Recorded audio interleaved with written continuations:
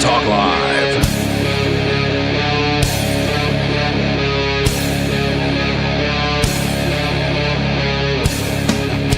This is Free Talk Live. It's talk radio you control. You can get in on the conversation.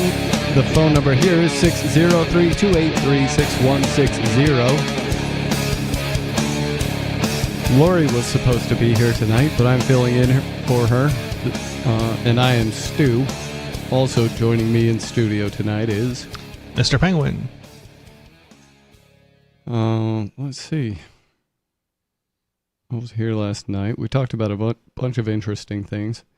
You brought one that is causing a bunch of frustration, I imagine. Oh yeah, for a lot of people, 3 to 5 hour long lines in European airports because of a new biometric system that they're implementing, and it's a disturbing system. We'll get into that a bit later, I imagine. Yeah. Or did you want to start off with that story? For airline flights? Yeah, so once you land in Europe, at a European airport, there's a 3 to 5 hour long wait, and it has to do with a new system that's being implemented. So, let's see. Lori wrote a thing about homeschooling in New Hampshire. Oh. And I think I might be able to read that. I haven't proofread it, so I hope it goes well. She's generally very good at writing. Here we go. For a long time, if you were a parent who wanted the government completely out of your kid's education, New England wasn't exactly your first choice. If you wanted absolute hands-off freedom, you moved to Alaska, Oklahoma, or Texas. Those were the legendary no-notice states where parental rights weren't just a talking point. They were the law. But a quiet, massive shift just completely rewired the educational map of America. With the passage of House Bill 1268, the Home Education Freedom Act, New Hampshire didn't just trim away a little bit of red tape, it completely blew up 30 years of state bureaucracy. Governor Kelly Ayotte signed the bill, and just like that, the Granite State vaulted past nearly every other state in the country to claim its spot at the peak of educational liberty. If you were a fan of personal freedom, individual liberty, and letting parents actually parent, what just happened in Concord is the biggest win of the decade. Here's exactly what changed, why it matters, and how New Hampshire just created the gold standard for independent education. The old baggage versus institutional failure. To appreciate how massive this win is, you have to look at what New Hampshire parents were made to comply with under the old law. RSA 193-A. It wasn't the nightmare scenario of a state like New York, but it still forced families to constantly check in with the government. Before this bill passed, parents had to officially file a notice of intent just to pull their kid out of public school or start homeschooling. They were legally mandated to keep a massive portfolio of their child's work saved for years just in case an official demanded to see it. And every single year, parents had to submit their kids to academic evaluations, either through standardized state testing or paying a certified teacher to review their work, just to prove to the bureaucracy that they were doing a good job, which, let's be honest, is completely ridiculous when you look at the actual state of the public school system and the kind of quality they are churning out. When you step back and look at the big picture, this is a profound, almost comical irony in the government trying to dictate how families run their homeschooling environments. For decades, the public school monopoly has operated on the assumption that children belong to the state first, demanding that independent parents jump through administrative hoops to prove their competence. Yet while bureaucrats spend their time trying to police living rooms, the public school system itself is failing miserably as a state institution. Nationwide data paints a devastating picture of institutional decline, with proficiency scores plummeting and major districts failing to get even a third of their students reading at grade level. The state forces children into rigid, one-size-fits-all classrooms that stifle critical thinking, yet turns around and demands accountability from parents who are actually getting results. The proof is in the metrics. While the public system decays, independent research consistently highlights the staggering success of alternative methods. According to data tracked by the National Home Education Research Institute, NHERI, homeschooled students regularly score 15 to 30 percentile points higher on standardized academic achievement tests than their public school peers. When it comes to college preparation, homeschooled students pull off an average SAT score of 1,190 compared to the dismal public school average of 1,060. Wow, 1,190 isn't even that high. Yeah, well, I don't know anything about SAT scores. I don't know what's high or low. So I think 1,400 is what it goes up to, and then like it goes up to 16. Oh, hey, Mark, Sorry. you're there. Oh, it goes up to 16. Apologies for being a little late. Not 14. It goes up to 1,600. Oh, wow. My son just took them, so yeah. Okay, so understanding. yeah, so 1190 isn't even that high. What is passing? What is barely there's passing? no. I don't think there's a passing or failure. It's not like that. Well, I wouldn't say 1190 is a bad SAT score. No. It's not bad. It's just it's not like, it's not a super high bar. Oh, I wouldn't call it super high either. Yeah. But the funny thing about it is that SAT scores. Oh, you know what? I can tell you some things. To get the Bright Futures Scholarship Award in Florida, you must get a 1,300. To get the Merit Scholarship, which is 70, Bright Futures is 100%, and Merit Scholarship is 75%. You must get a 1,210. So an 1,190 is almost scholarship worthy in Florida, which is a state that has a pretty big budget sort of surplus. They're not doing badly. Okay, so Comparative. 1190 signals that that's pretty decent. Probably a competent student. Yeah, decent, but it's not like it's definitely not like how do I want to phrase it? It's not it's not like smart kids, Yeah. Well, granted, most public school kids, most homeschool kids, parents were public schooled, so. Yeah, right. I'm sure, we're all doing the best we can with that. Yeah, no. I mean, I want to say that like anything above 1,000 is like, at least like probably equivalent to like a B or C student, like with like your average track, if my recollection is correct. Okay. Like in terms of like public school average to be lower than 1060 then, but I don't know. I don't know what the difference is between 1060 and 1190. Yeah, I want to say like somewhere between like 1,000 and like 1,100 is probably like you're probably like a B or C student. Can you score like a 10 on this thing? Does it go that low, or is the bottom at like? No. You can score much lower. It's like if you only answer one question. I don't know what the bottom like, is on an SAT, but it's like 600. Yeah. Okay. A 1,000 is unimpressive. All right. Highly unimpressive. Yeah, I mean 1,000 is not impressive, but it's not. It's still like. Yeah, you're still talking. You're talking about like a B or C. Advice. B or C student. You're not going to go to you're going to go to probably like just like a middle of the road school. You're not going to go to like Harvard. Why or would you go like anywhere? If you have a 1,000 on your SAT, your first go. Yeah. My advice to you would be don't go to college. Yeah, go to a trade school. Yeah, there's lots and lots of great paying jobs out there. Almost nobody should be going to college. You don't need to get 4 years of college and then be a bartender in debt for the rest of your life. I think it depends on what you're going for. Some people should go to college. Yeah, like I don't necessarily. So I think if you're getting like in the above 1,000 range, you're probably still like 1,000 to 11 something. You're probably still fine for getting like a college level education for something that is going to give you skills. Like for example, if you go into a computer science or something like that, or one of the STEM fields, you probably still be fine. Assuming you can cut it anyway. My big problem with going to college is that you really need some critical thinking skills, because you're entering a world of gatekeepers that might fill you full of some nonsense, and you're going to go through life thinking that that's the hard and fast truth. Yeah, you're definitely there's definitely some risk there. You end up, the problem is that a lot of this stuff is like you go into one of these programs and they're going to weed kids out. So if you're sort of towards the bottom, you're going to have to work really hard. Yeah. But if you you can get through it. Okay, so the advice I like to give on college on air is as though my listeners are a group of people who are different than the regular world.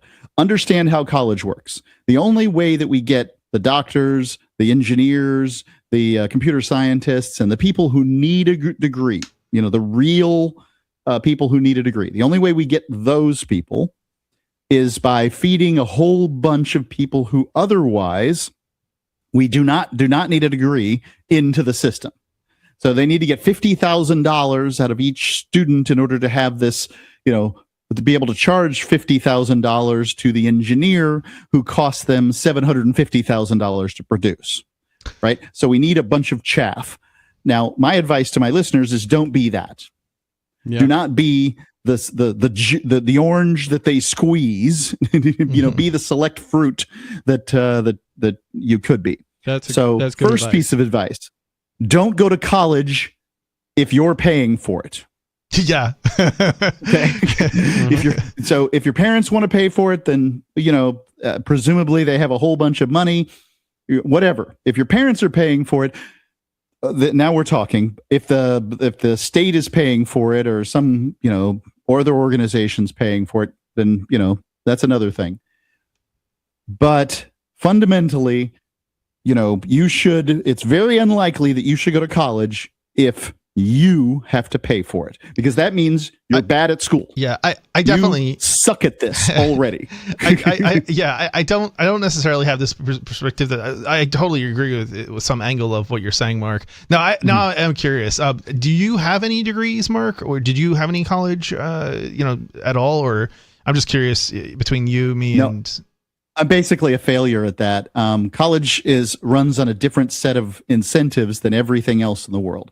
In the world, you can pay somebody and tell them what to do, or they can pay you and tell you what to do.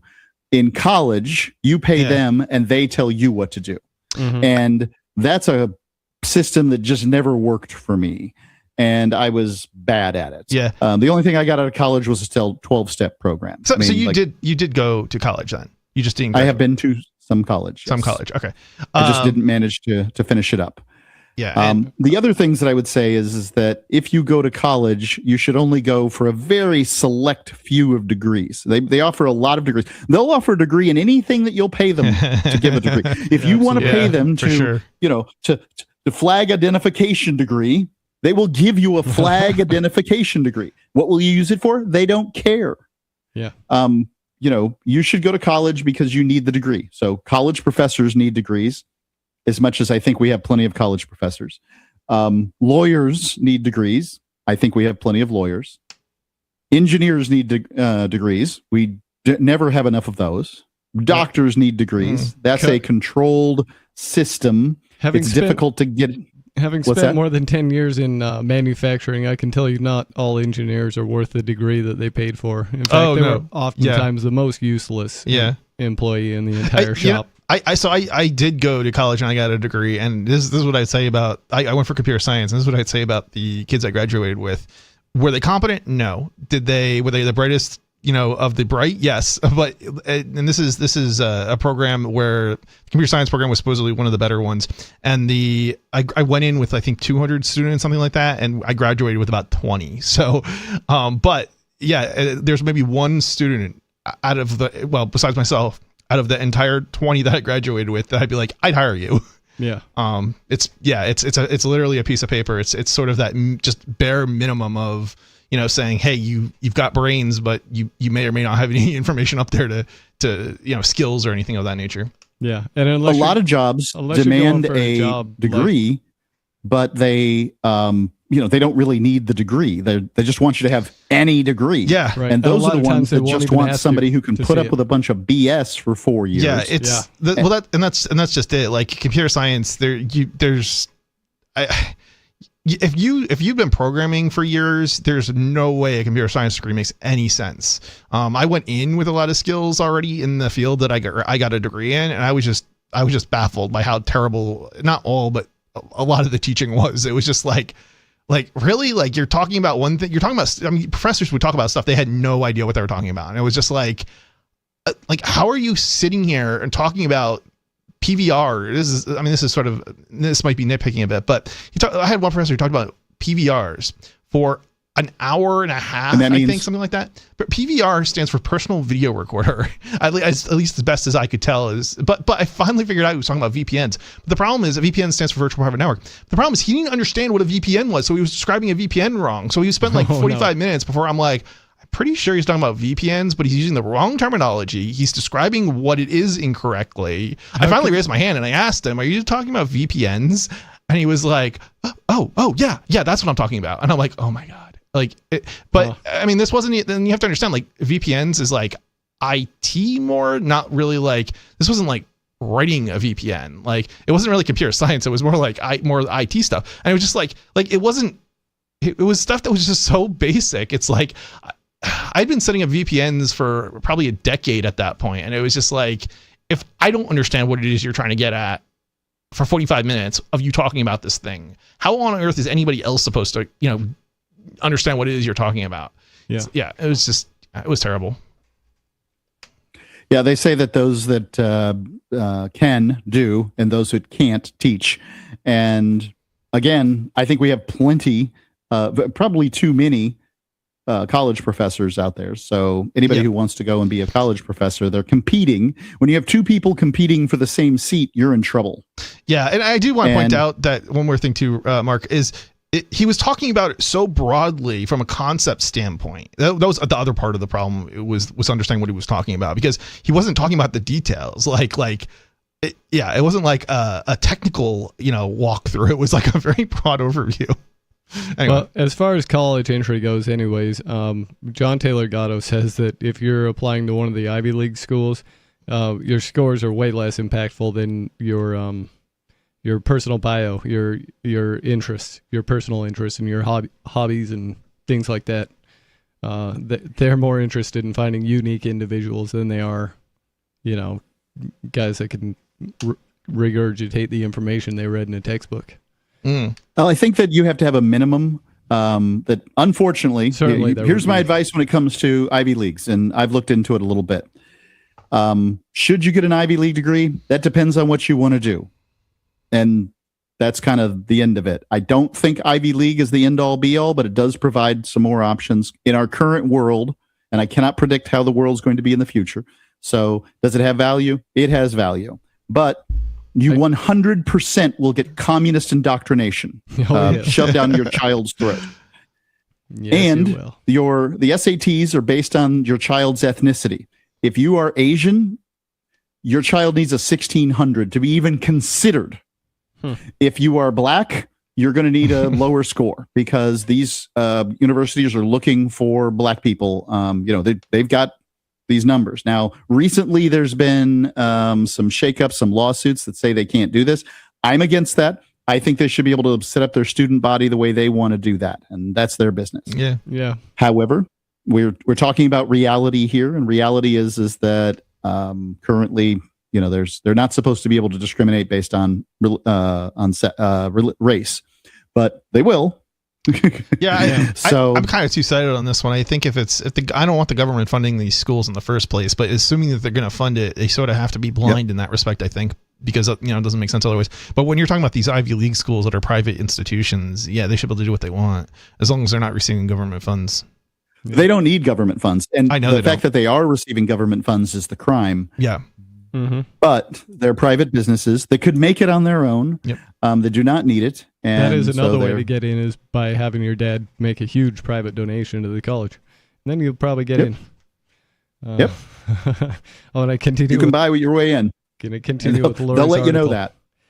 Broader cognitive development indicators show that the personalized nature of home education fosters independent, advanced critical thinking and analytical capabilities that a failing state school simply cannot replicate. Dismantling the machinery of control, HB 1268 takes that entire hypocritical evaluation system and throws it in the trash.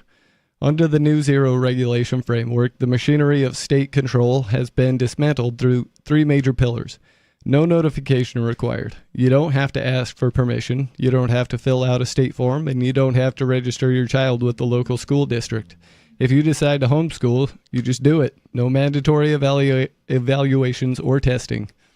The state can no longer force your child to sit through standardized tests or demand annual proof of progress. No portfolio reviews. The legal requirement to curate, save, and potentially surrender your child's coursework for state scrutiny is completely dead. One of the best aspects of this new law is what it means for how you teach. Under the old rules, there was always a lingering cloud of state interpretation regarding what counted as a proper education. Now, the state has absolutely zero say over what educational materials, books, or curriculum you use. If you want to use a classic textbook, an online program, a faith-based curriculum, or build a totally custom hands-on learning experience from scratch, the state cannot police or dictate your choices. While the statutes still list core subjects like math, science, and history, the state has completely dismantled the machinery used to enforce them. There is no paperwork to turn in, which means there is no mechanism for a hostile school board to audit your books or tell you that your chosen materials aren't good enough. You have total autonomy. The EFA firewall. Go ahead. Yeah, but what if I kind of want to be the opposition here of all of this in that, but what if we have kids who end up not being able to read? No, that's what we have. You mean like 50% of them in California? Yes. If you want your but kids, this is what they're going to say. They're going to say, but don't you want kids to be able to read? That's what we've got. That's the fundamental thing they can't that we've read. got. I know. Government school, 65% national control of government school has resulted in again and again and again and again in state after state after state that they can't produce. It's the government that makes it so they can't produce it. They are the worst group of people to put in charge of some kind of certification or licensure because they have failed over and over again. You wouldn't want your building inspector to be completely illiterate in electronics and electrical wiring.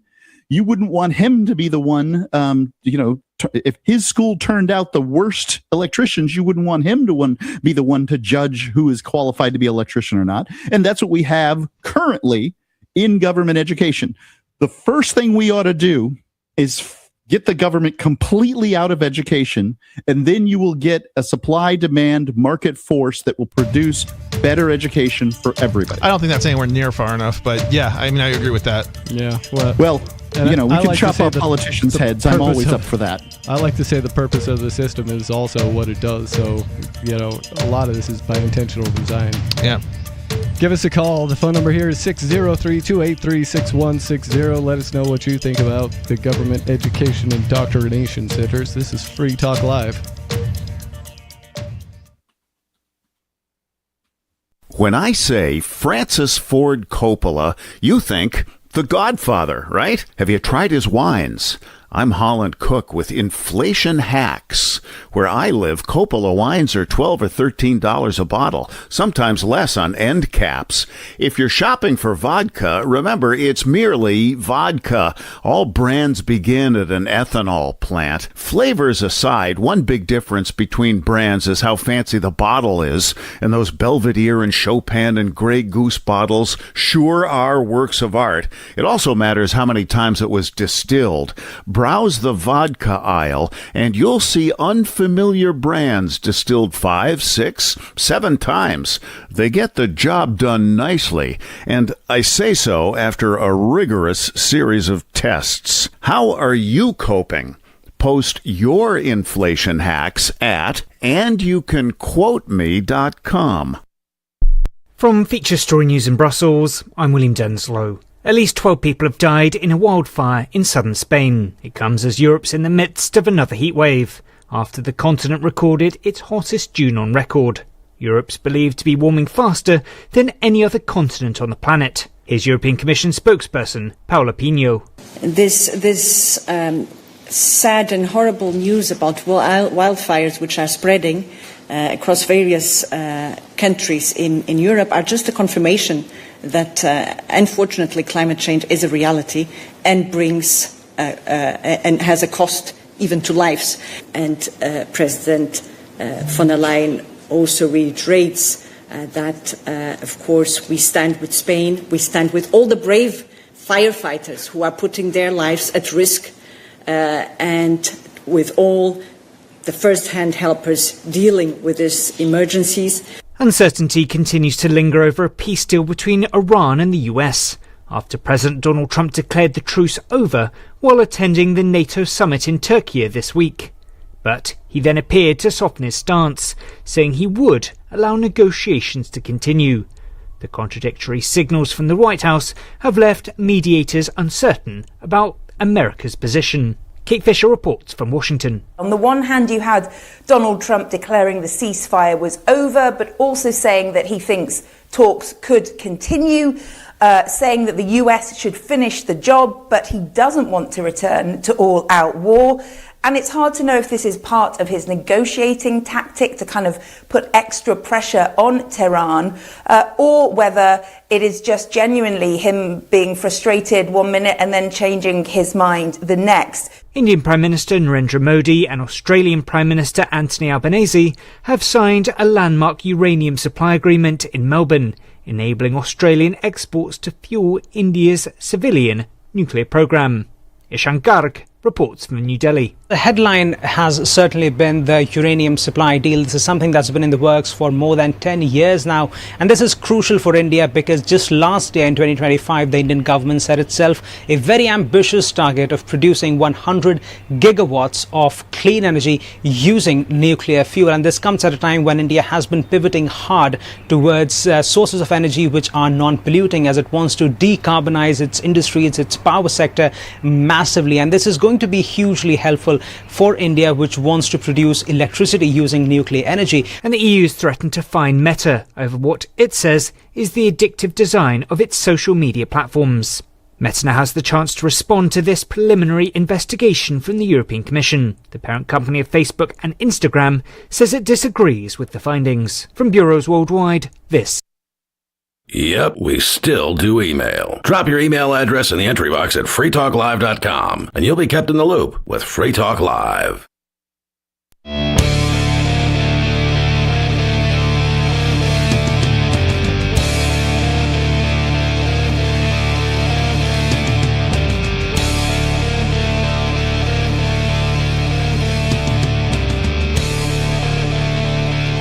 This is Free Talk Live. It's talk radio you control. You can call and get your thoughts and ideas on the air. The phone number here is 603-283-6160. I'd like to thank Rick for being an amplifier with us here at Free Talk Live. That means that Rick went to amps.freetalklive.com and signed up to support the show.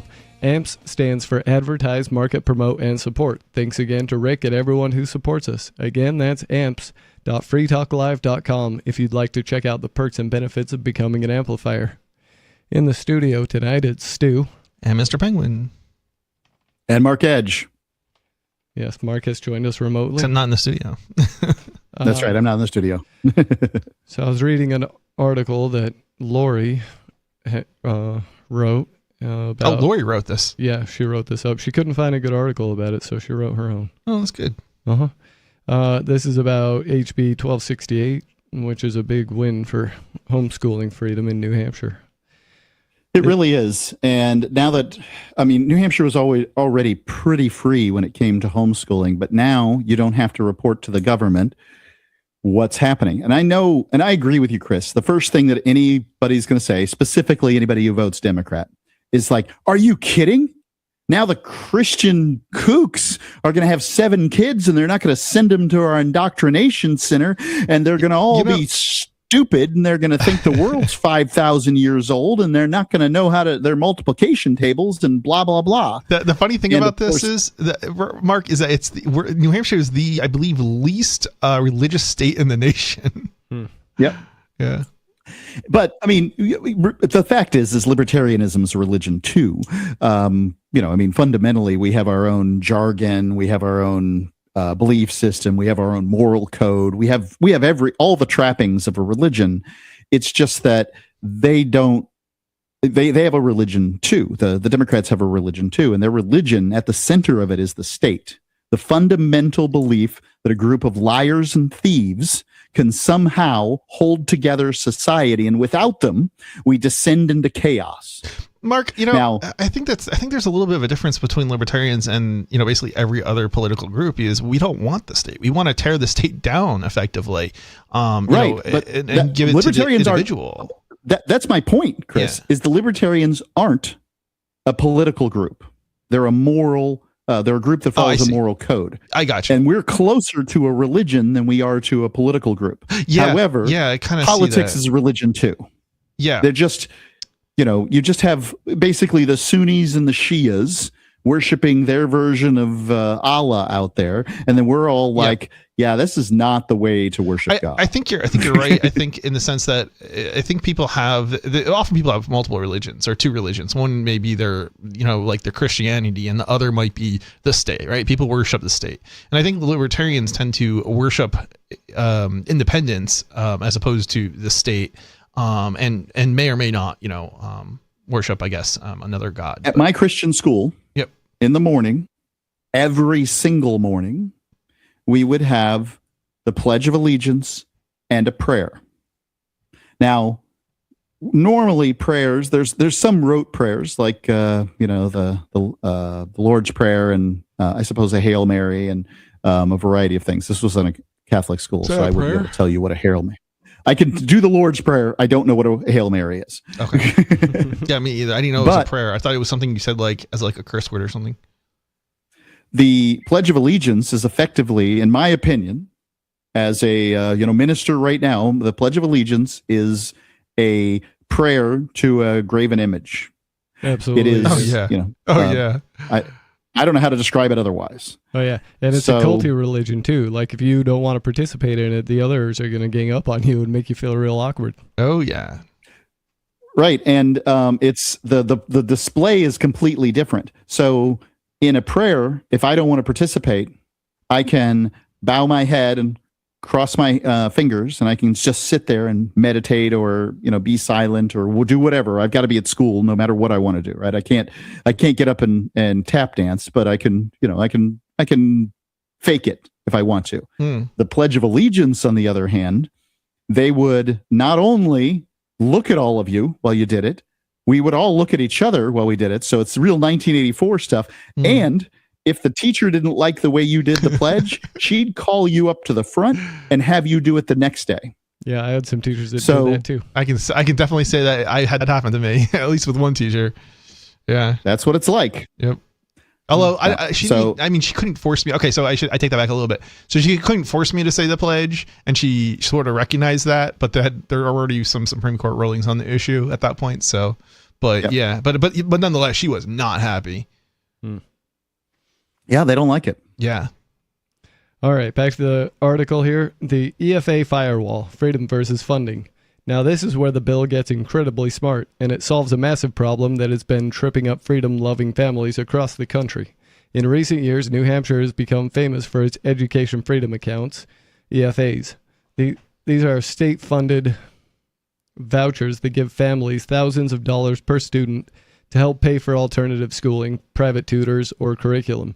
On paper, it sounds great, but as any liberty advocate knows, government money always comes with strings attached. In a lot of states, when the government hands out voucher money, they end up sticking new regulations on everybody, even the independent homeschoolers who didn't want the money in the first place. HB 1268 solves this by building an ironclad permanent legal firewall between two totally different paths. The state-funded path, EFA, if a family chooses to accept state voucher money through an education freedom account, they are making a deal with the state because they are taking taxpayer dollars. They still have to abide by the rules. They have to submit to accountability metrics and show student progress updates.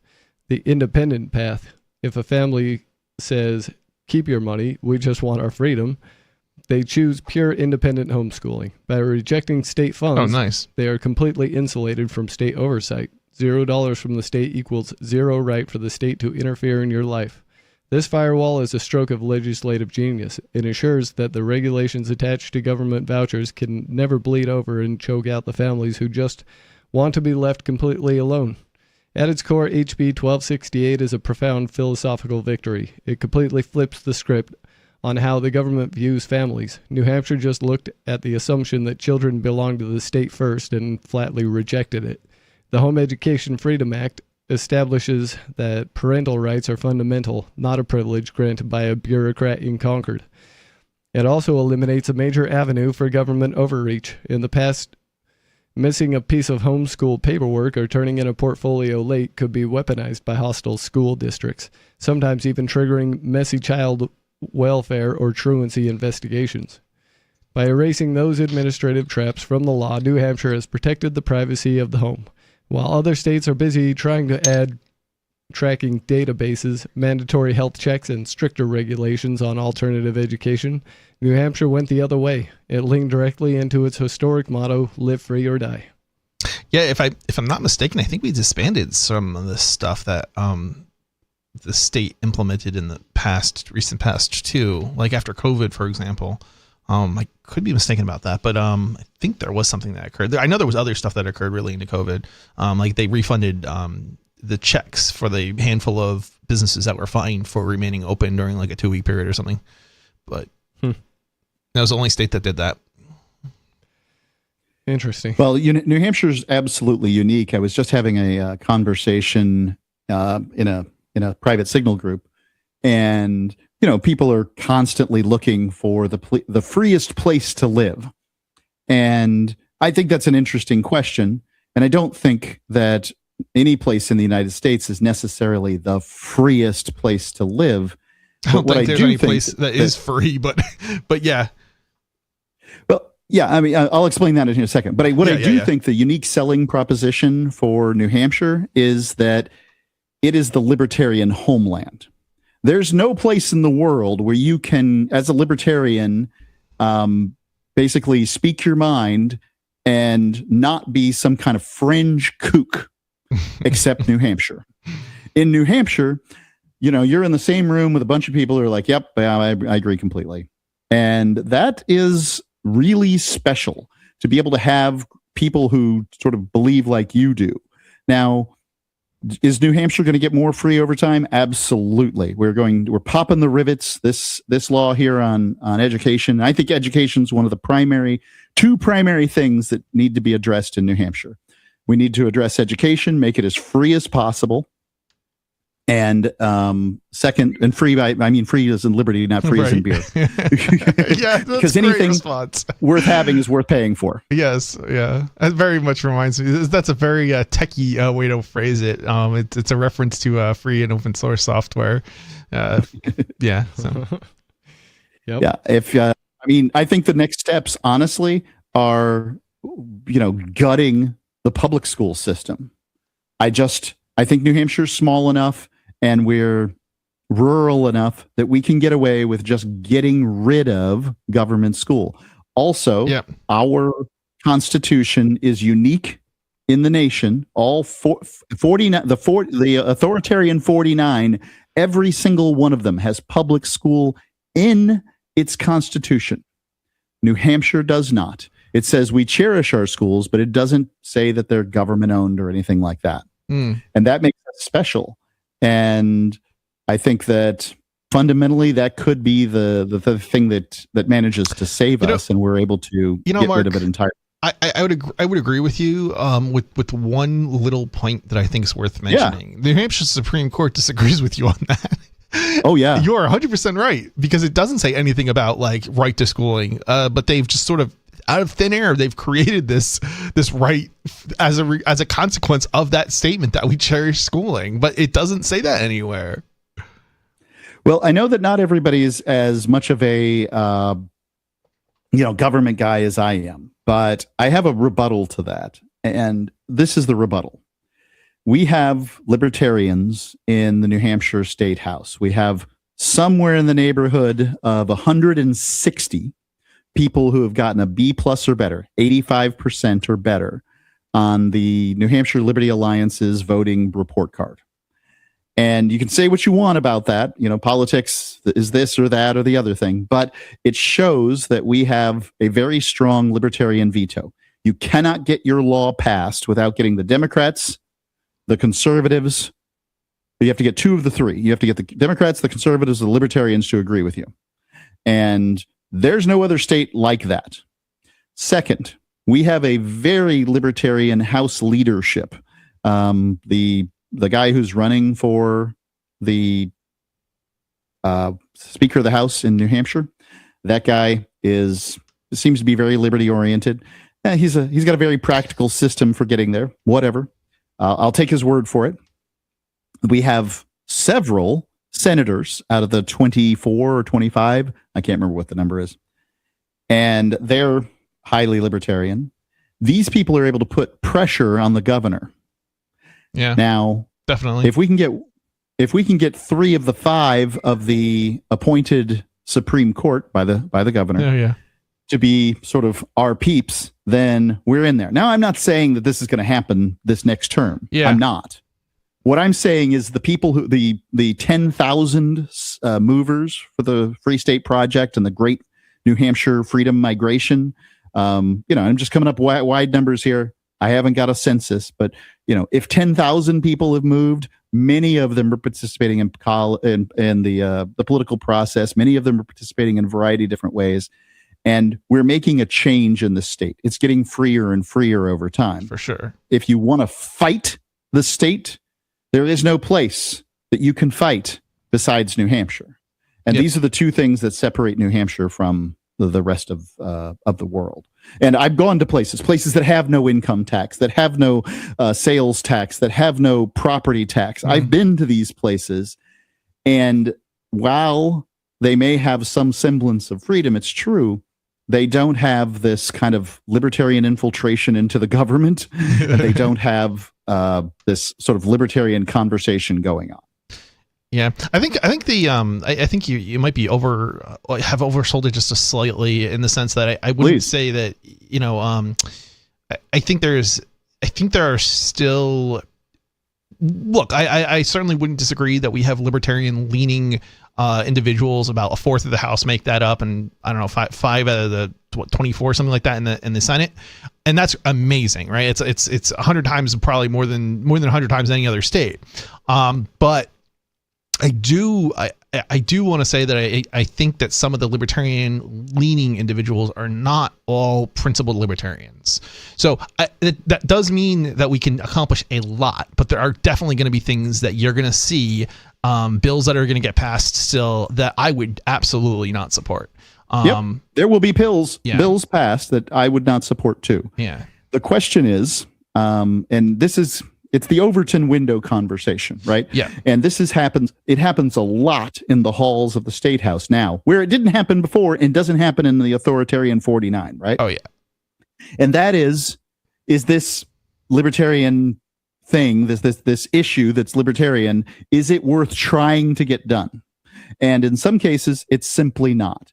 You have to work with one of those. If you a libertarian want to get something passed, you have to work with either the conservatives or the Democrats in order to get the thing you want passed.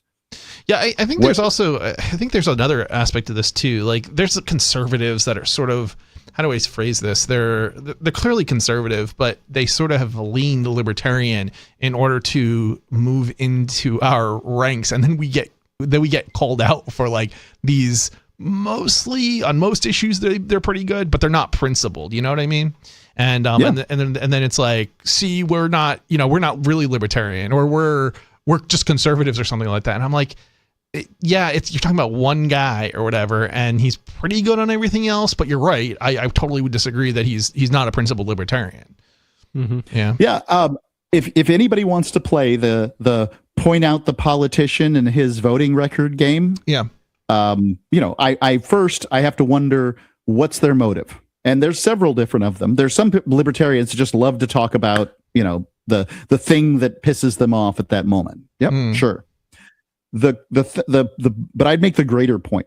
Our almost libertarianism in New Hampshire is way the hell better than everything else that's out there. Oh yeah, 100%. And yeah, I'd rather have, if that's what you want, you have to, these are the criteria. Remember, you have to want this libertarian homeland. You want to hang out with libertarians. You want to have these conversations. In many cases, like this, the minutia conversations. Yeah. No, it's and the principal you libertarian. have to want to fight. Few and far between, even in New Hampshire, I think, but it's certainly way, way, way more libertarian than any other state by a long shot. It's like I couldn't even name a single person in like New Jersey that I knew that was libertarian leaning, let alone libertarian. I can name. They've got a libertarian party, more. and sooner or later we'll take their best activists too. One of their best activists is in the state right now, recruiting, I'll agree with you on getting that signatures for one of our politicians. Yeah. Oh, okay. Now that what I'm thinking of, but yes, for sure, yeah.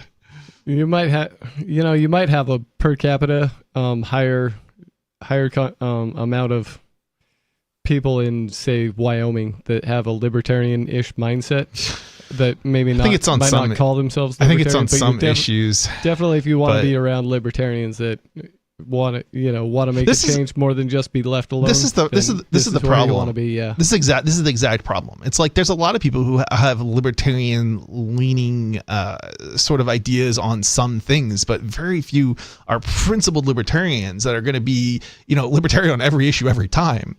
Right. And that's a really high sort of mark to get enough of those people to move to New Hampshire. There just aren't that many people. I mean, we're talking about like less than half of a percent of 3% of the population in the United States or anywhere in the world, probably. Yeah, I'd say that's just because most people haven't really thought about it that deeply. For sure.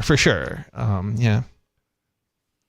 Yeah, I would I'd call the freest place in the world right now Morazan in Honduras, but that's a completely different, like, not 180, but it's a wildly different thing than moving to New Hampshire. So Morazan is this community built by a libertarian multimillionaire who decided, he wanted to provide dignified housing for factory workers in Honduras. So he built essentially a housing development with a political overlay, and everybody there sort of lives by libertarian principles. But none of them have read Rothbard, right? None of them know who Mary Ruwart is. Yeah, I don't really care about that stuff either. What matters is that you live by, or do you mean they comply with, not they're live not by? Philosophically libertarians. I understand. So they're complying with the principles. Right. The foundation of their society is a libertarian society, and so therefore the best way to do well in that society is to be a libertarian. So they live that way, but they don't think about libertarianism. They have no philosophical pinings. If for whatever reason this shut down and they needed to move someplace else, they would not. Other than to say, hey, people. I really like that place, they won't miss it. Yeah, right. Whereas that's most if people. New Hampshire was absorbed into Vermont tomorrow, the cacophony of noise that would come out of the libertarians would be completely different. Yes, it would. Well, Chris, do you want to get into the article you brought in tonight, or I've got another one? Oh yeah, for sure. Let's do that one. That was an interesting one. Okay. So maybe I can pull it up on my phone. Long waits for airlines in the UK, huh? Yeah. So the story we were talking about, we hinted at the early beginning of the show, is that there is a major disaster kind of on Europe's doorstep because of really bad decisions to implement biometrics. It's a crazy story. So this particular version of the story, I guess, it's been reported by all sorts of different outlets, right?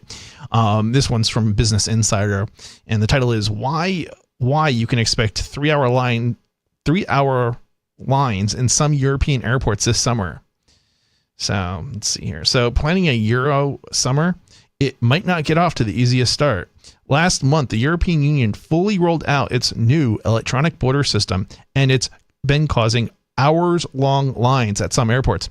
Yeah, 3 to 5 is what I've heard. Depends on the airport, but 3 to 5 hours just to get into Europe once you've landed. This is all countries signatory to the EU? Yeah. Okay. Yes, my understanding of it.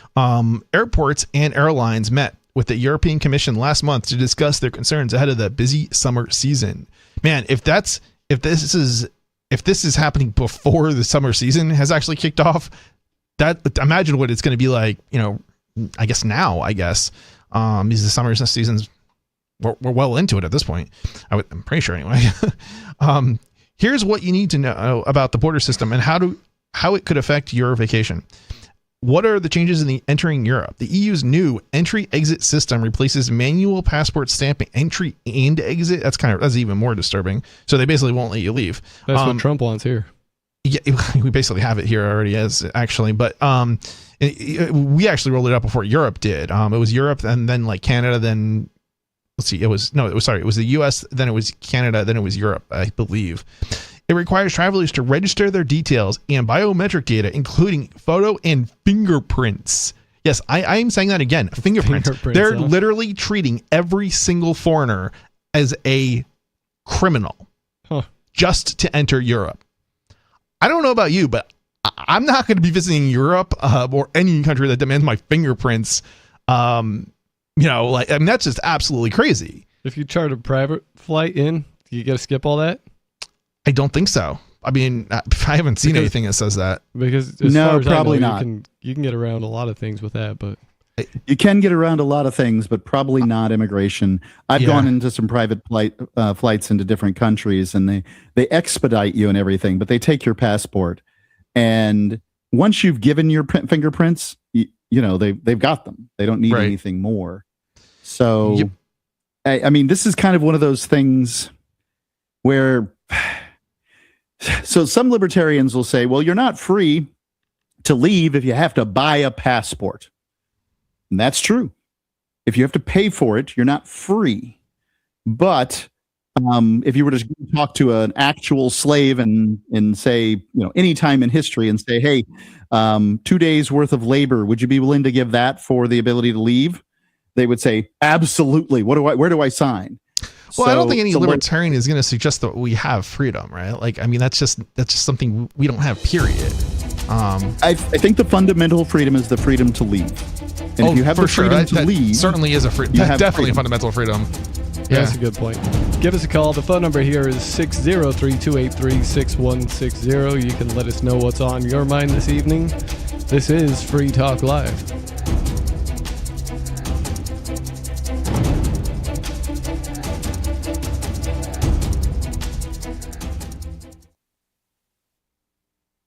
Some of you have wanted to support Free Talk Live's mission on a monthly basis, but don't want to support Patreon. Now we have an alternative that also helps our premier streaming platform, Odyssey. Visit video.freetalklive.com and click Join at the top of the channel. You can subscribe for $5 per month, and unlike other subscription services, Odyssey adds their processing fee on top, so it'll cost a little over $5 per month, but Free Talk Live will receive the entire amount you pledged. Higher donation tiers are available if you're feeling so inspired. You'll get a special membership badge that's visible in the Odyssey chat room, and if we get enough supporters, we may enable members-only chat. This new subscription method is a great way to decentralize our direct listener support away from just Patreon and also support a libertarian-run business, Odyssey. Please visit video.freetalklive.com and click Join to subscribe to our Odyssey channel and help support spreading our message around the planet. Visit video.freetalklive.com and click Join today. The new 4th edition of Healing Our World, The Compassion of Libertarianism will take your understanding of liberty to a deeper level and has over 1,300 updated references, new cartoons, and a foreword by Dr. Ron Paul. With discounts for multiple book purchases, the 4th edition of Healing Our World is a great gift for the liberals, pragmatists, environmentalists, and Christians in your life who think libertarianism is cold-hearted. Get yours today at healing.freetalklive.com and use promo code FTL for a $5 discount. There are lots of ways to listen to Free Talk Live. Our podcast has been around since podcasts began, and now the FTL feed is loaded with content besides our full show archives. Did you know that we make it easy for you to customize your podcast subscriptions? We have different feeds, one that includes only our full shows, one with just the Daily Digest, and our main feed that includes everything. You decide what you listen to. It's quick and easy to customize your feeds at feeds.freetalklive.com. That's feeds.freetalklive.com. You're listening to the live edition of Free Talk Live. Hour number 2 is next after the news here on the Liberty Radio Network at LRN.FM.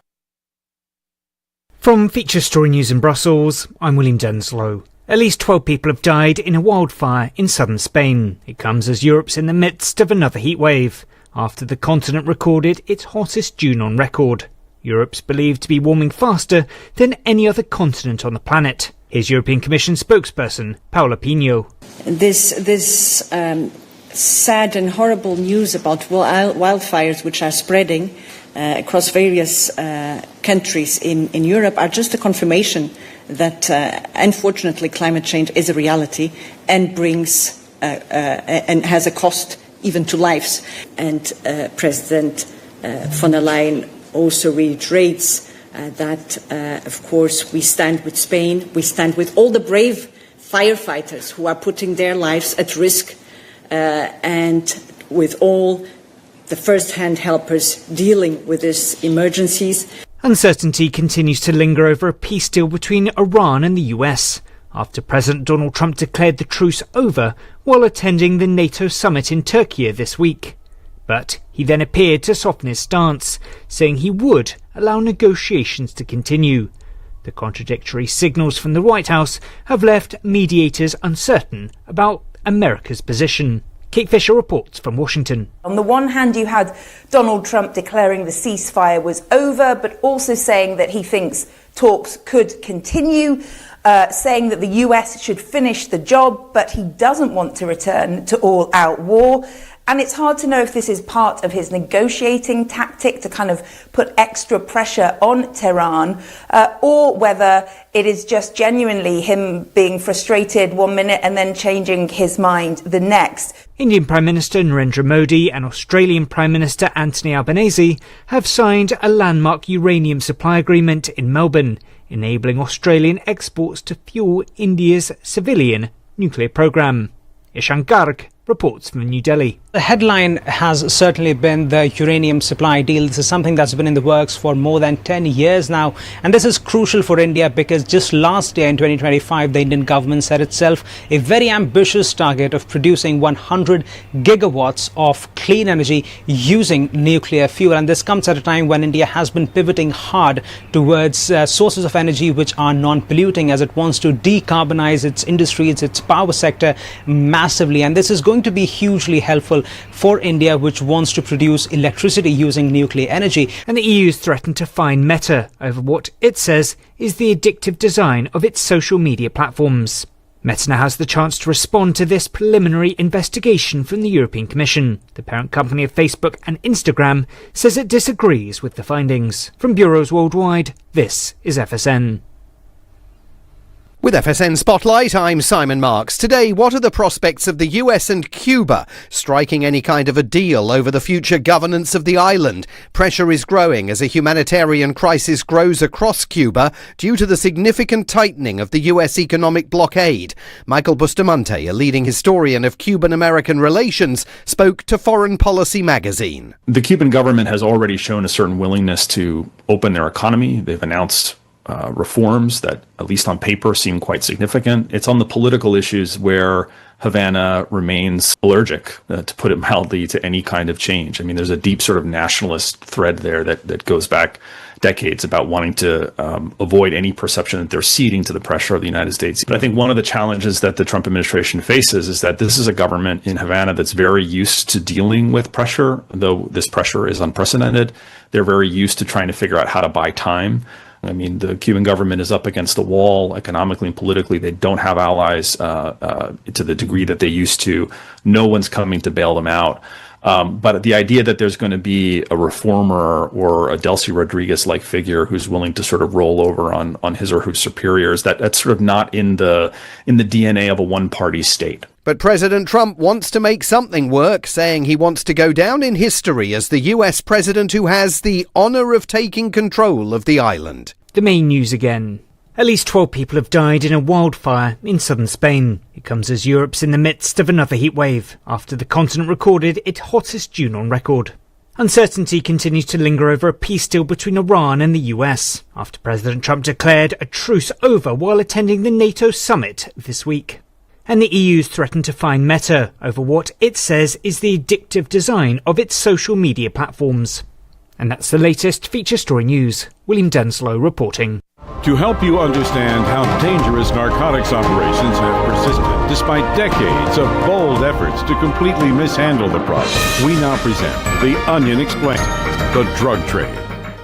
The cartels remain as powerful as ever. Experts say that the only solution is to eliminate the demand for illegal drugs by instead getting buzzed on common household products, like cough syrup. Not only do items such as nail polish remover and model glue get you ripped if you really breathe that in, they also help shrink the market for cartel drugs. Cartels would stand to lose billions if even a third of the people using their cocaine or methamphetamine instead huffed Freon, which will knock you right on your ass just as quickly. It's easy to get by cracking open an air conditioner. If enough people realize that keyboard cleaner will put you in a insane trance and that it's just sitting there right now in your desk drawer, the costly war on drugs could very well end tomorrow.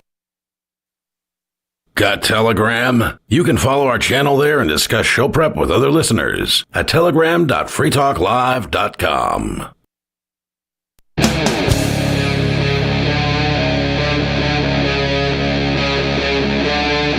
Free Talk Live.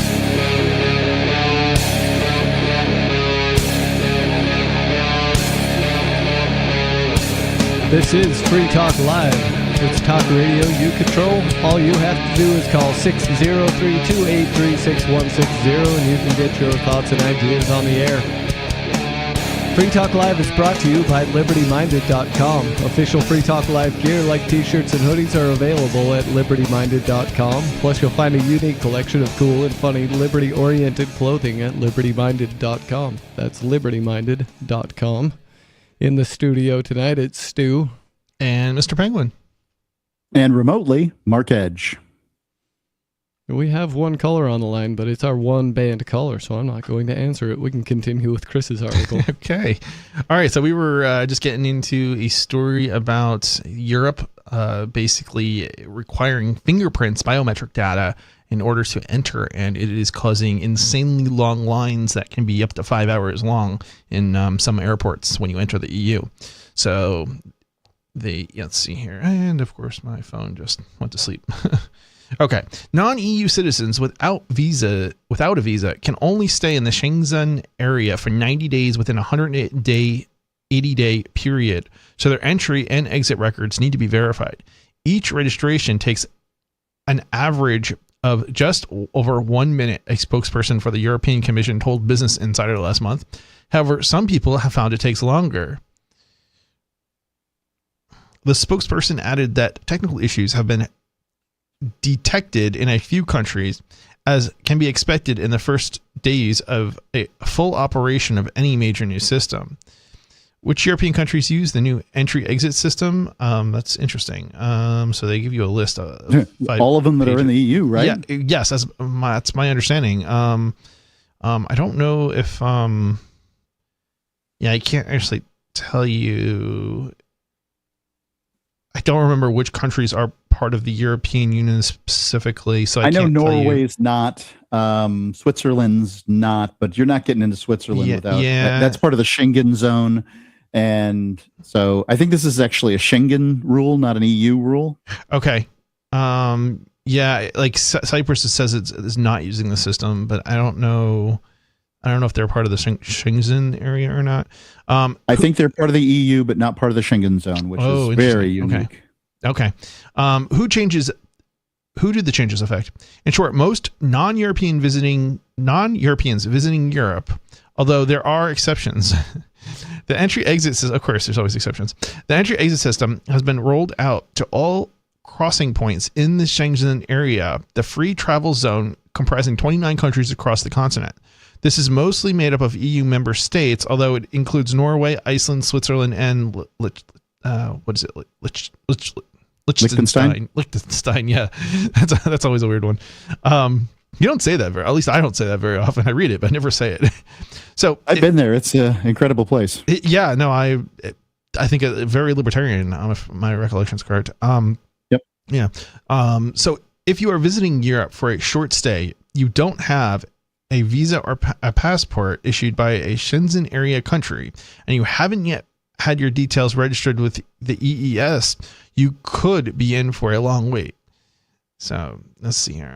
It is worth remembering that most EU countries have overseas territories that some people might not realize are also part of the Schengen area. For example, the Azores are Portuguese and the Canary Islands are Spanish. Let's see here. Plus, Guyana, French Guiana is French, and there's some of the islands in the Caribbean are EU also, or Schengen also. Plus, while Ireland is in the EU, it is not in the Schengen area, which is apparently is the same thing for Cyprus. You said, right? So right. It does not have the EES. The UK, Albania, Bosnia, and Herzegovina. Yeah, that one. I can't say that one either. Kosovo, Montenegro, and North Macedonia, Serbia, and Turkey are not part of the EU or the Schengen area. So they also do not use the new system. Turkey isn't part of the EU at all, right? It's part of NATO. It's on the track to be entered, but Erdogan, their president, is basically derailed that for the time being. Gotcha. Probably in our lifetimes, Turkey will be part of the EU, but who knows how valuable the EU will be at that point. Which cities are facing the worst disruptions? Shortly after the EES was fully rolled out last month, queues were typically averaging 2 to 3 hours, said Oliver, Director of General of Airports Council International Europe. Yeah, so this story, I don't know if this story is a little bit old. It might be a little bit old. Anyway, a little bit older version of the story. But basically, I'm hearing up to 5 hours now.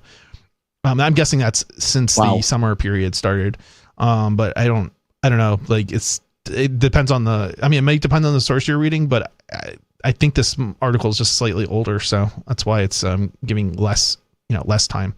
However, yeah, it depends on where you're going, what your port of entry is, and it does. It's not the same across the EU as I understood from other sources, but I think it was like 2-3 hours on average, like maybe 3 hours on average, and 5 hours in some places, something like that is what I was hearing somewhere else.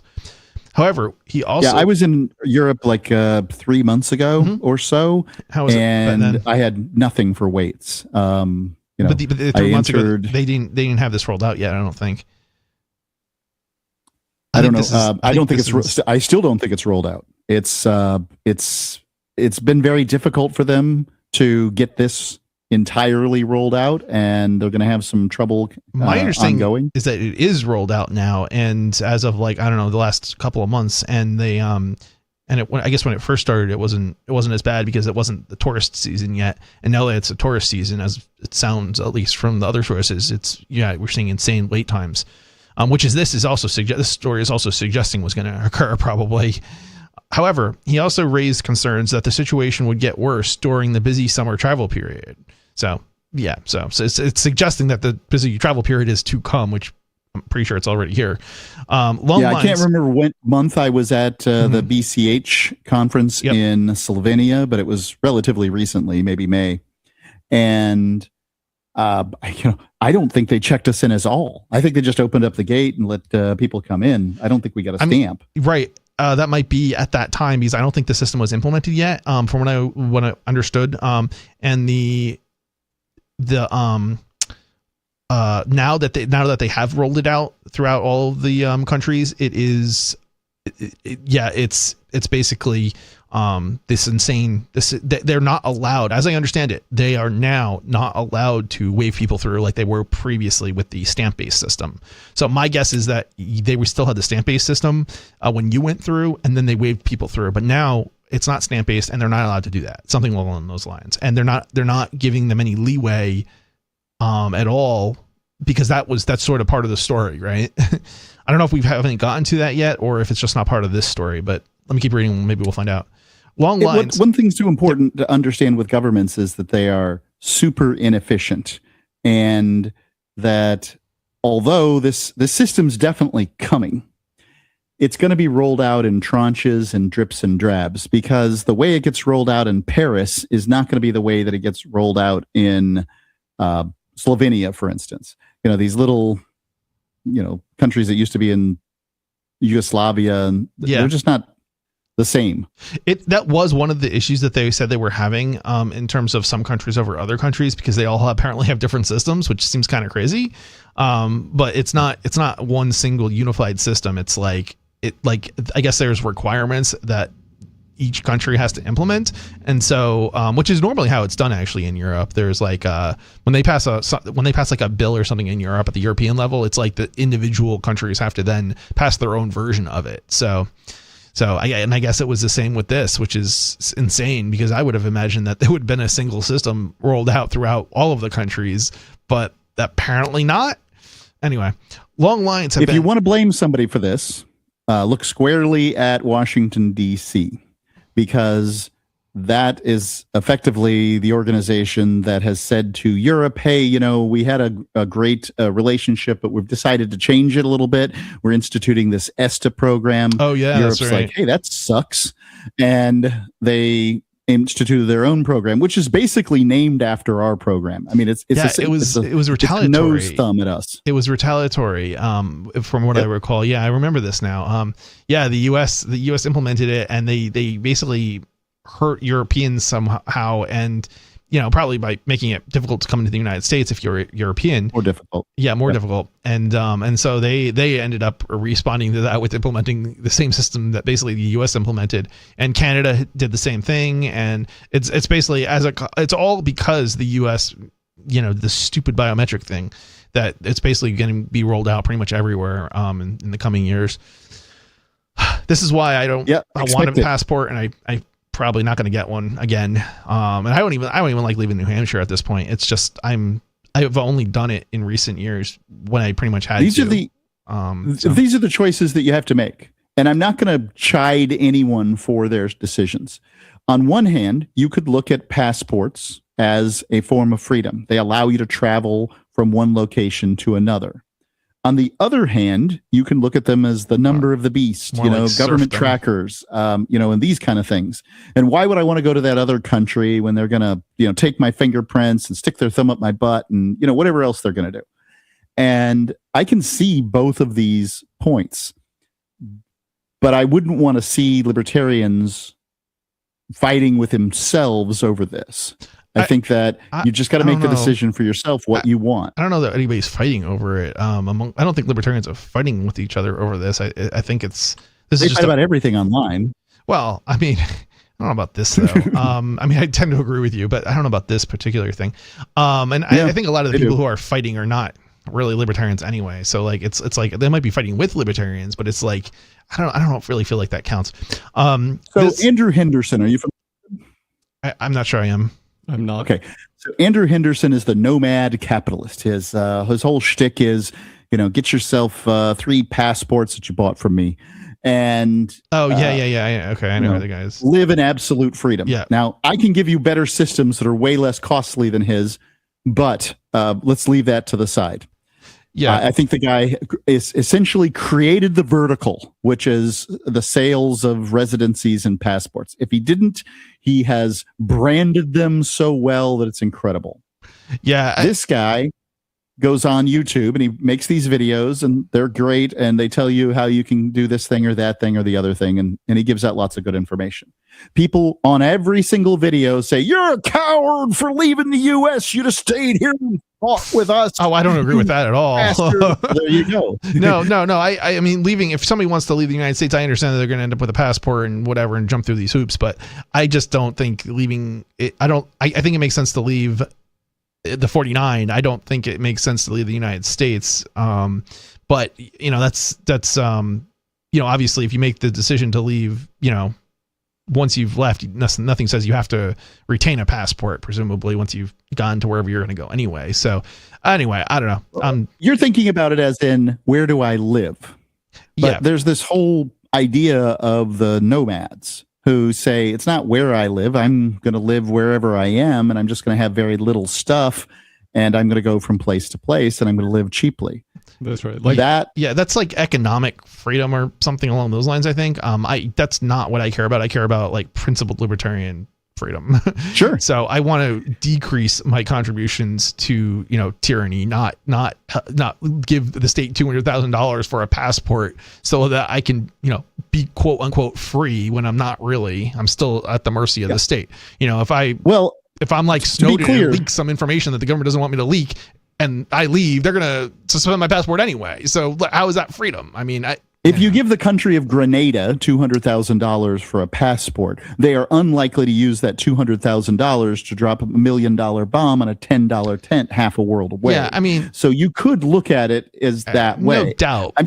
But whether somebody's pocketing it, some politician's pocketing it in Grenada, or it doesn't even matter where the money is going. It's still contributing to that system. I mean, that's kind of just the point that I'd rather not partake in personally. This is the argument that I'm talking about, Chris. This is precisely it. This is sure, the one but that I'm not going to people tell have. you what to do. I'm going to tell you what I am going to do and what I think, and you're free to do what you want, right? Like, I don't think we're arguing. I think we just have different positions. Anyway, no, I just think that, and I'm not even sure if you have a different position on this than I. We're basically talking about it more intellectually. So certainly there's other people who would disagree, but yeah. So I'll take it. I'll take a counterpoint that is worth making. You can't free other people. Oh yeah, I'm not trying. You can't. Well, you kind of are. How am I If you trying? move to New Hampshire, part of the whole premise is you're going to free other people. You can be freer in your life. That's the by traveling. Okay, so that's the and doing consequences. that sort of thing. That might be the consequences of my actions, but it's not my intent necessarily to force. I guess is sort of the way to phrase it. Anybody to be free. It's they can always pick a less free place to move to, right, and be less free. They can leave. So I don't have a choice in terms of being more or less free, because there is no, well, I mean, I guess I can be sort of, in a sense, be a bit freer by choosing one state over another. But the point that I'm making is I can't really ever be free because there's no place I can move to that is, right? But I can certainly work towards it. If you found a place that was totally hands-off government, you still have, natural coercions as just part of this life. Yeah, like Somalia, right? Nobody's fully free if you want to get down to the fundamentals of it. I mean, yeah. I mean, I see the argument. However, I think we can agree, at least among the three of us and libertarians in general, that we can be way freer than we are right now, no matter how far we basically go. Yeah, I would take the natural coercion if we could just get rid of the human imposed coercion in the form of governments. Yeah. Long lines have been reported at popular vacation destinations and large hub airports. Amsterdam, Schiphol or something, and Paris, Charles de Gaulle experienced hours-long lines during the initial rollout of the EES. Yeah, so this was before the summer period for sure. There have also been reports of long waits in Portugal, Spain, and Italy. Plus, difficulties with the new system led Greece to exempt British travelers from the EES. Whoa, that's interesting, because I was under the impression, based on other reporting, that they could not do that. But this is interesting because this reporting is a little bit different. So maybe there's some sort of exception within the EU or something, but not for external. I don't know. Like maybe there's some sort of caveat. It's just that the British have endured enough austerity and they don't need this stubbed toe as well. I think it was the Greece. Yeah. Yeah. What should travelers do? Pack your patience and be prepared for a long line. The EES is also used when you leave the Schengen area. So hopefully nobody has to leave on a medical, because, oh boy, 4 hours, you might be dead. Well, I think what they do when you leave is they take your picture and they just match it up with the one that they got originally. So you may have to slide your passport through a little kiosk, a little like scanner that you go through, but you're not dealing with a bureaucrat. Yeah. So make sure you get to the airport early at the end of your trip so you don't miss your flight home. They just really want to they both want to kick you out, but they also really want to keep you too. Yeah. Well, that's kind of the trend that's worth mentioning here, and thank you for pointing it out, is that there's a change going on in the world, and it is restricting travel. Less freedom. It's going to get harder and harder to travel. And remember, guys, I consider the fundamental freedom the freedom to leave. Yep, and we don't have it. Some cities have handled the rollout better than others, so it doesn't necessarily mean you face an hours-long queue. Well, I think it does now. Maybe it didn't before the summer came, but hours-long queue at the start and end of your summer vacation. Even so, it's best to ensure that you arrive in plenty of time and check your airport's website. If you happen to be married to someone who holds an EU passport and you're traveling together, you can say that you're married, allowing you to both use the EU line. I got to remember to tell them I'm married when I enter the EU to avoid this long line. I wonder if you have to have proof that you're married, or if you just can say like, I'm married. Allowing you to. No, I think that when you're like, if you manage to find a German or something, yeah, you can just, they're all gay. Wow. You can say that you're married, although allowing you to both use the EU line at the border. Oh, I see. So it's not that they don't do the check. It's just that you get the shorter line. I know, I've seen this. This existed long before this whole new system came into play.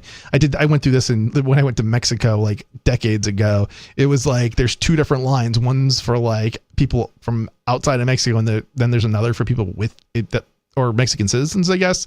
And this residency. I went through this in Disney. Actually, pretty common. They had the normal line and the fast pass line. Yes, very much similar. Well, they have that coming into the U.S. too. There's now global entry where you can pay the Customs and Border Patrol to do their job. Yeah. I don't know. Like, I don't remember that. I don't remember that being the case. Oh, well, maybe I do. I mean, I've traveled. I mean, I've done quite a bit of traveling outside the U.S., but it's just like it's been a while. It's been It's probably been like at least 5 to 10 years since I last left the United States now.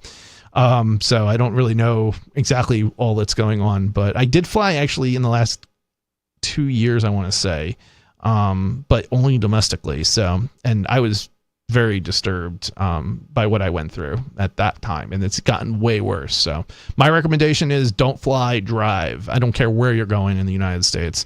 And if you can avoid, I don't care where you're going, period. Drive is my advice. If you can't drive, I don't even know what to tell you. If you want to take a gun, you better not go through New York and Massachusetts. And guess where New Hampshire is?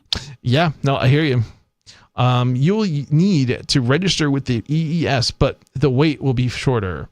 It may also be possible that you're eligible to get an EU passport depending on your ancestry. Oh my God. Yeah. But I looked into this. It's like so much work, or at least it is for, I think, Germany. And I guess it's is for Germany. Different. You basically can't do it without moving to Germany.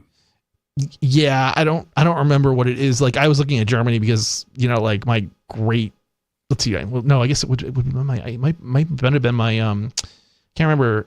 I guess it would be my grandfather, I think, was born in Germany, which makes me eligible technically. But yeah, like there's so many hoops you got to jump through or something in order to get there.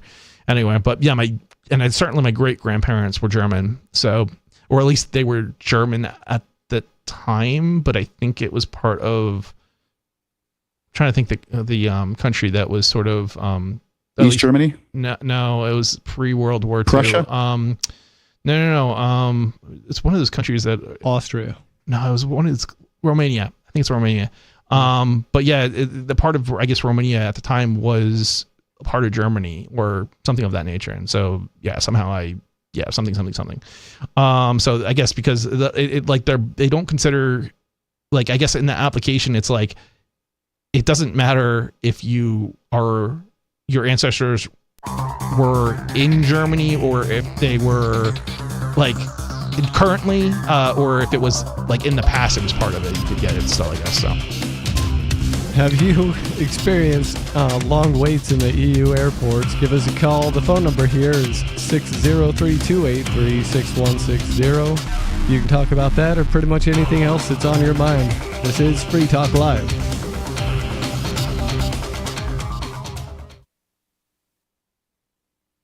This hour of Free Talk Live is brought to you by Dash Digital Cash. Dash is the cryptocurrency designed to be used for spending. In addition to being one of the world's first cryptocurrencies, Dash was the first crypto project to have a decentralized autonomous organization that to this day continues to improve and promote Dash. Every month, 10% of the mining rewards go into a treasury. Anyone with one Dash to spend can put forward a proposal to the Dash masternodes. The masternodes vet the proposals and decide which ones move forward and are funded by that treasury. Nowadays, DAOs are plentiful, but Dash paved the way by doing it first nearly a decade ago. Dash is one of the oldest cryptocurrencies and is widely available on exchanges, including the decentralized Maya protocol, and in multi-crypto wallets. It's easy to get and use Dash. Start by learning more at dash.org. Thanks to the Dash DAO for sending us 32 Dash per month to promote Dash on the air. Visit dash.org to learn about Dash. Dash.org. From Feature Story News in Brussels, I'm William Denslow. At least 12 people have died in a wildfire in southern Spain. It comes as Europe's in the midst of another heatwave, after the continent recorded its hottest June on record. Europe's believed to be warming faster than any other continent on the planet. Here's European Commission spokesperson Paula Pinho.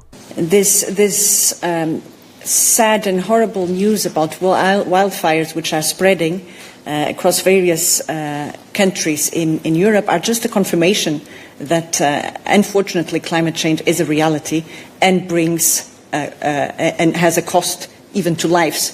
And President von der Leyen also reiterates that, of course, we stand with Spain, we stand with all the brave firefighters who are putting their lives at risk, and with all the first-hand helpers dealing with these emergencies. Uncertainty continues to linger over a peace deal between Iran and the US, after President Donald Trump declared the truce over while attending the NATO summit in Turkey this week. But he then appeared to soften his stance, saying he would allow negotiations to continue. The contradictory signals from the White House have left mediators uncertain about America's position. Kate Fisher reports from Washington. On the one hand, you had Donald Trump declaring the ceasefire was over, but also saying that he thinks talks could continue, saying that the US should finish the job, but he doesn't want to return to all-out war. And it's hard to know if this is part of his negotiating tactic to kind of put extra pressure on Tehran, or whether it is just genuinely him being frustrated one minute and then changing his mind the next. Indian Prime Minister Narendra Modi and Australian Prime Minister Anthony Albanese have signed a landmark uranium supply agreement in Melbourne, enabling Australian exports to fuel India's civilian nuclear program. Ishan Garg reports from New Delhi. The headline has certainly been the uranium supply deal. This is something that's been in the works for more than 10 years now. And this is crucial for India because just last year in 2025, the Indian government set itself a very ambitious target of producing 100 gigawatts of clean energy using nuclear fuel. And this comes at a time when India has been pivoting hard towards sources of energy which are non-polluting, as it wants to decarbonize its industries, its power sector massively. And this is going to be hugely helpful for India, which wants to produce electricity using nuclear energy. And the EU's threatened to fine Meta over what it says is the addictive design of its social media platforms. Meta now has the chance to respond to this preliminary investigation from the European Commission. The parent company of Facebook and Instagram says it disagrees with the findings. From bureaus worldwide, this. Our Matrix server is about as free as internet chat can be. Join the existing rooms or create your own at chat.freetalklive.com.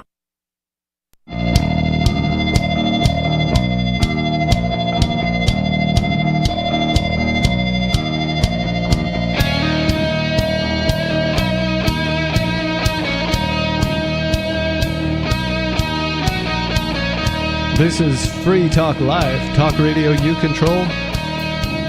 You can call and get your thoughts and ideas on the air with us. The phone number here is 603-283-6160. And if you're tired of the oppressive rules and moderation of the big tech social media sites, our Mastodon server at social.freetalklive.com can set you free. Mastodon is free, open source, decentralized, and federated. Multiple apps are available for iOS, Android, Windows, Mac, and Linux. Social.freetalklive.com. In the studio tonight, it's Stu. Mr. Penguin. And outside of the studio, it's Mark Edge. Point of this show is that it's a call-in show, and we have a caller, so we're going to go to Sarah in New Mexico. You're on Free Talk Live. What's on your mind tonight? Yeah. I was listening to some a history during the 1770, what was going on here in New Mexico, and it was actually part of the Spanish territory the Spain still owned it, and then they finally got the independence. Then it was Mexico. But remember that Mexican-American War? The Americans No, I wasn't born yet. Yeah, No, but, not firsthand, but I'm aware of it. Well, that's what I mean. And then it was mentioned that all this anti-Latino immigrant attitude, or is it left over from the Mexican-American War? They just kind of, they became a U.S. citizen, not because they wanted to, because they had a war and the U.S. took over all the way to California. I would say I doubt it. Could have been worse. They could have been Puerto Rico. Yeah. More recently, and probably much more viscerally, America was angry at Japan for other reasons, and America is no longer angry at Japan. So I don't think that has to do with with what you're experiencing there. Well, it is, and I was thinking, I'm from New Mexico. I live here in New Mexico, so I remember when I was here when I was 18. I walked into the DMV. They were just like, she asked me, "Do you have a driver's license from another state?" And she just gave me a driver's license. I was looking at her like, "You don't want my old driver's license? Don't I have to submit a paperwork?" And she just handed it to me, and then I figured out they were giving out driver's license to undocumented people from Mexico here at that time, 35 years ago. Oh, cool. And it just, it just kind of clicked. But if you really think about it, it's the same. New Mexico and Mexico is like the same people, the same Spanish, Mexican, Indian mixture people.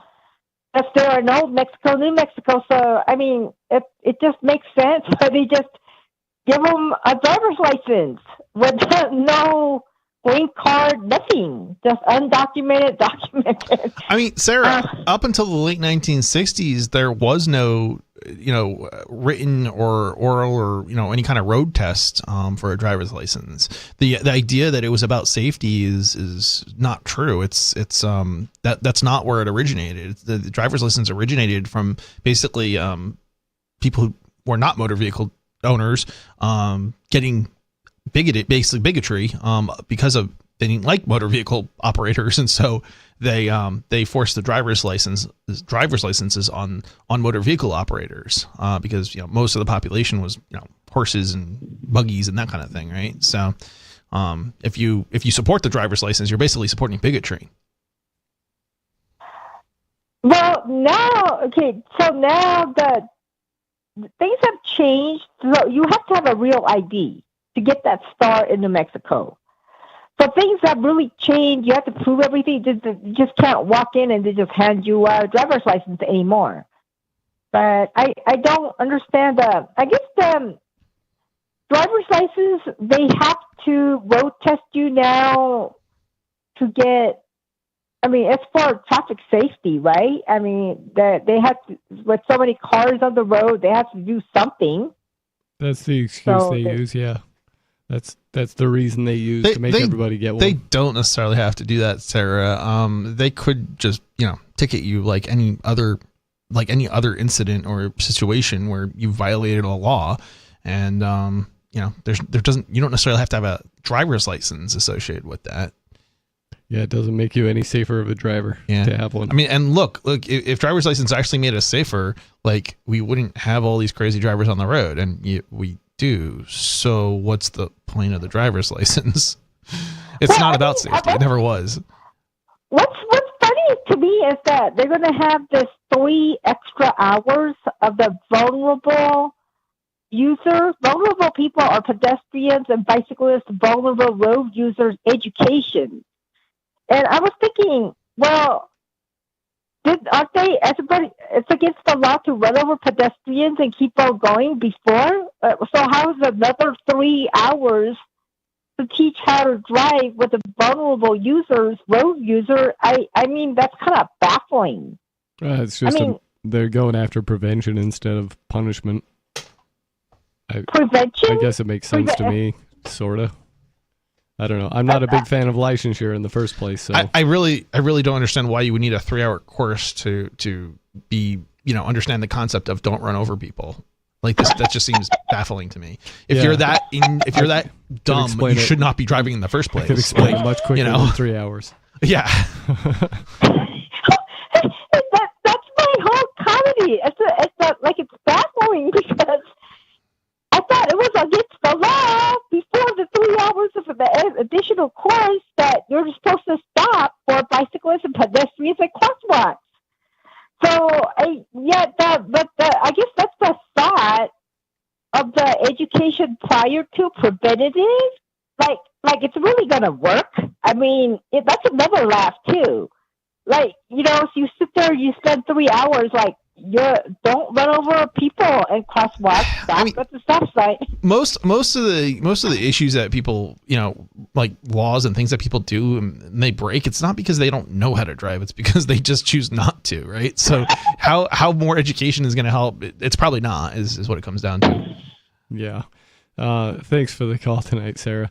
It's and if you ask Sarah what her solution is for that, she'd probably say concrete barriers that pop up out of the road to stop you in front of the sidewalk, and that's going to make things a lot safer. I mean, the things that maybe would make be improve safety are things like maybe there's a crosswalk that's hard to see or something like that, and maybe painting the lines in the road and putting up signs and lights and things like that might get people's attention who may not be totally paying attention when they're driving, and so that might help safety. But education, probably not, because most of us know how to drive. It's just that we're not doing most what we're of us supposed to be know doing. what happens if you run your vehicle into a person's fleshy body. Right, exactly.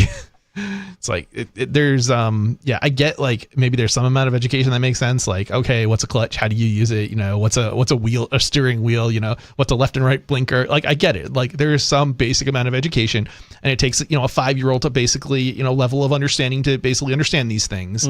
But not much more than that. I wouldn't want 6-year-olds driving cars. Hey, I'm not saying they should be driving cars. I'm simply saying it doesn't take much more than a 5 or 6-year-old level of development to understand what a stop sign is, and that you stop for a stop sign, or a wheel is how you steer a vehicle. It won't because robots will be driving cars. Yeah. But the direction I would come from this is the worst organization that we could possibly come up with to determine who is qualified and who is not qualified to operate a 3-ton murder machine is the government. You make people unaccountable and they'll be unaccountable. We've never considered the notion that when somebody commits vehicular homicide, we ought to go after the bureaucrat that gave them a driver's license. Nobody's considered that at all. But I would ask you, why not? Yeah, that's an interesting thought. I've never thought about it that way, but definitely, yeah. So but I'm of the opinion that we should go after the sort of stuff that's changeable now inside the Overton window, and nobody's talking about driver's licenses. I am the one who probably talks about driver's licenses more than anyone, and I think we should get rid of them. But that's I don't think there's probably anybody else other than maybe libertarians. Identification, though, right? I don't. I think identification is a seriously dangerous thing for a society. That's what they use in order to keep people from coming and going. They use it to restrict your freedom. Don't pay your child support bill. They take away your driver's license. And then how do you get to work and get the money in order to pay it off so that you can get your driver's license back? I think driver's license are terrible. If the government doesn't hand out identification, they can't really papers please you. Yeah. I mean, every time you go and you get stopped by an officer, even if you're not doing anything, they run your driver's license or your ID. Every time. It's policy, it's procedure. And the Constitution in theory is supposed to protect against unreasonable searches and seizures and things of that nature. And yet the Supreme Court has literally said, oh no, this is okay. It's I don't know what to tell you, but it's absolutely disturbing. And it's you can be completely innocent. They don't have to think that they don't have to articulate suspicion of any crime. It's just, and it does depend on the state slightly. New Hampshire, you can't be arrested for refusing to ID, outside of a vehicle anyway, outside of being a driver of a vehicle. But in some states, if you don't provide at least a name and address, you can be ticketed or arrested for that. So. Well, I've got a story here from Wall Street Journal about killer robots. This is killer robots must be banned, UN Secretary General says. The United Nations chief wants humanity to forbid killer robots. UN Secretary General Antonio Guterres called Monday for lethal autonomous weapons to be banned by international law, resurfacing an AI safety dispute that was core to Anthropic's schism with the Pentagon earlier this year. That was the thing where Anthropic said, hey, U.S. government, you can use our stuff, but don't use it for killing people, and don't use it for dragnet surveillance. Isn't this already... And the government said, you're fired, and then just went and used their stuff anyways? I mean, isn't this already a violation of international law? Because, like, you're supposed to first identify, somebody as a enemy combatant before you pull the trigger. So if you have a autonomous, thing that you set in motion to kill somebody, and they're not an enemy combatant, then you're violating the law, the international law. Well, they're already doing it in Ukraine, right? If there's a Russian, doubt. I mean, the first thing going down certain they roads, do in they're any hit. For the first thing they do in any war is violate, the law, the international law on war. Mm-hmm. Well, international law on war is dumb, but it's kind of is. You're supposed to go after the vehicle, in this case, a semi truck. You're supposed to go after the semi truck, not the driver. But they fly a drone full of TNT or whatever into a semi truck, and a lot of times the driver dies. Imagine that. Well, yeah. I mean I guess I think that would be like, I don't think that would even be collateral damage, because the driver presumably is some sort of, military, some sort of soldier, right? I mean, presumably. It doesn't have to be. I mean, it would just be a contractor, but I don't know what constitutes a soldier within the concepts of because certainly any kind of military facility is a legitimate target for I would hope that nobody in Russia at this point thinks that it's safe to drive a semi on certain roads. For sure. So what I would say is informed consent is what it comes down to. But at this point, it doesn't matter how much you're getting paid. If you die, you can't spend the money. And there's the chances of you dying are quite high. Yeah, when right. you're in the 75 percentile of dying, then what's the point? You just get enough money to give your family some money. Some people would do that, but not very many. Yeah, I think that's very true for your typical American. I don't necessarily know that's true for. This is very different depending on the culture. Yep. Machines selecting and engaging their target and taking a life without human control and judgment. This is morally repugnant, Guterres said in a speech about AI governance in Geneva. Let us call them what they are, killer robots. Artificial intelligence system and chips designed for civilian use not intelligent are increasingly being deployed both on the battlefield and in military headquarters. That is setting up a debate over when military forces should use AI, when humans should intercede, and who should decide where to draw the lines. All I have to say about this is that if you're going to use AI to kill people, you better make sure it doesn't the AI isn't activated to turn on until after it crosses like the line at which your soldiers aren't, because otherwise you're gonna have like a 50-50 chance of killing your own people. The debate burst into public early this year when Anthropic sought assurances from the Pentagon that its AI models wouldn't be used to power either domestic surveillance or autonomous weapons systems. The Pentagon, which was then a heavy user of Anthropic tools, refused, saying it should be allowed to use Anthropic AI for all lawful purposes. The two sides are still fighting in court. Pope Leo made the case for a ban on AI-controlled weapons and autonomous warfare in his papal encyclical letter this spring, warning that AI systems threaten to normalize an anti-human vision. He said that AI-driven weapon systems risk lowering the political cost of war for those who possess advanced AI, making war more feasible and less subject to human control. But progress is moving quickly on the battlefield. AI weapons proponents and defense companies argue that autonomous weapons will remain under human control, with the AI allowing human commanders to work with greater and necessary precision and speed. Detractors say that AI systems make mistakes, making it dangerous for humans to cede control to machines in the heat of the moment. Some AI safety campaigners, many of whom already worry that AI systems will escape human control and turn on their creators, argue that arming AI would only accelerate the danger. I think this is kind of a dumb idea that like banning AI. So AI, first of all, it isn't intelligent anyway, right? That what we have, but we've had AI in some under at least the sort of the something amounting to AI for decades and decades and decades. Think about it just for a moment. We have missiles that could hit targets in Russia independent of GPS and flying based on image recognition on the ground of landscapes and stuff like that, right? So what do you think that was? And this has been around for a long time. Mm-hmm. And what is AI? AI is, just basically pattern matching. It's the same thing. That's what it is. Mm-hmm. So it's not intelligent period.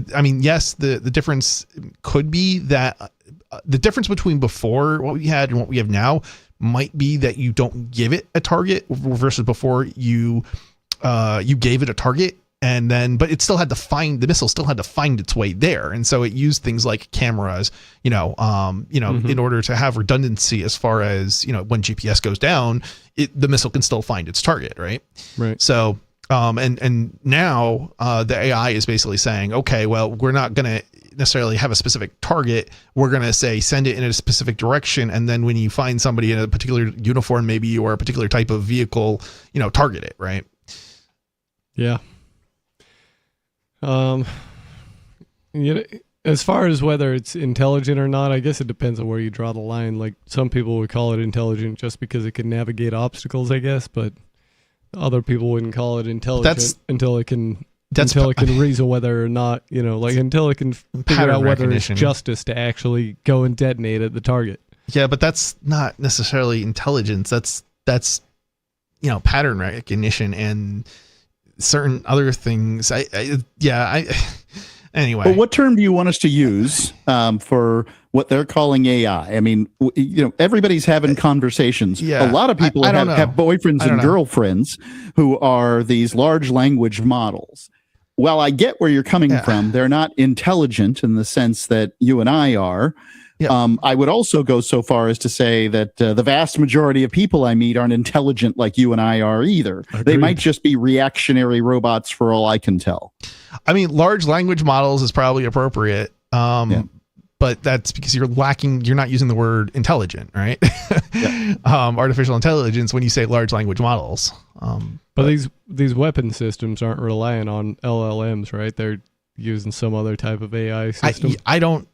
I don't know specifically what they're using, but usually when people are talking about AI, they're talking about large language models for the most part, or some sort of pattern recognition system.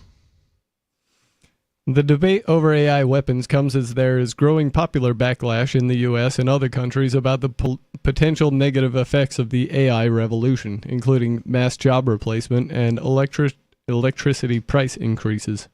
In the U.S., the Trump administration last month lifted a week-long export ban on a pair of powerful models from Anthropic, but debate over how to regulate AI systems is still raging.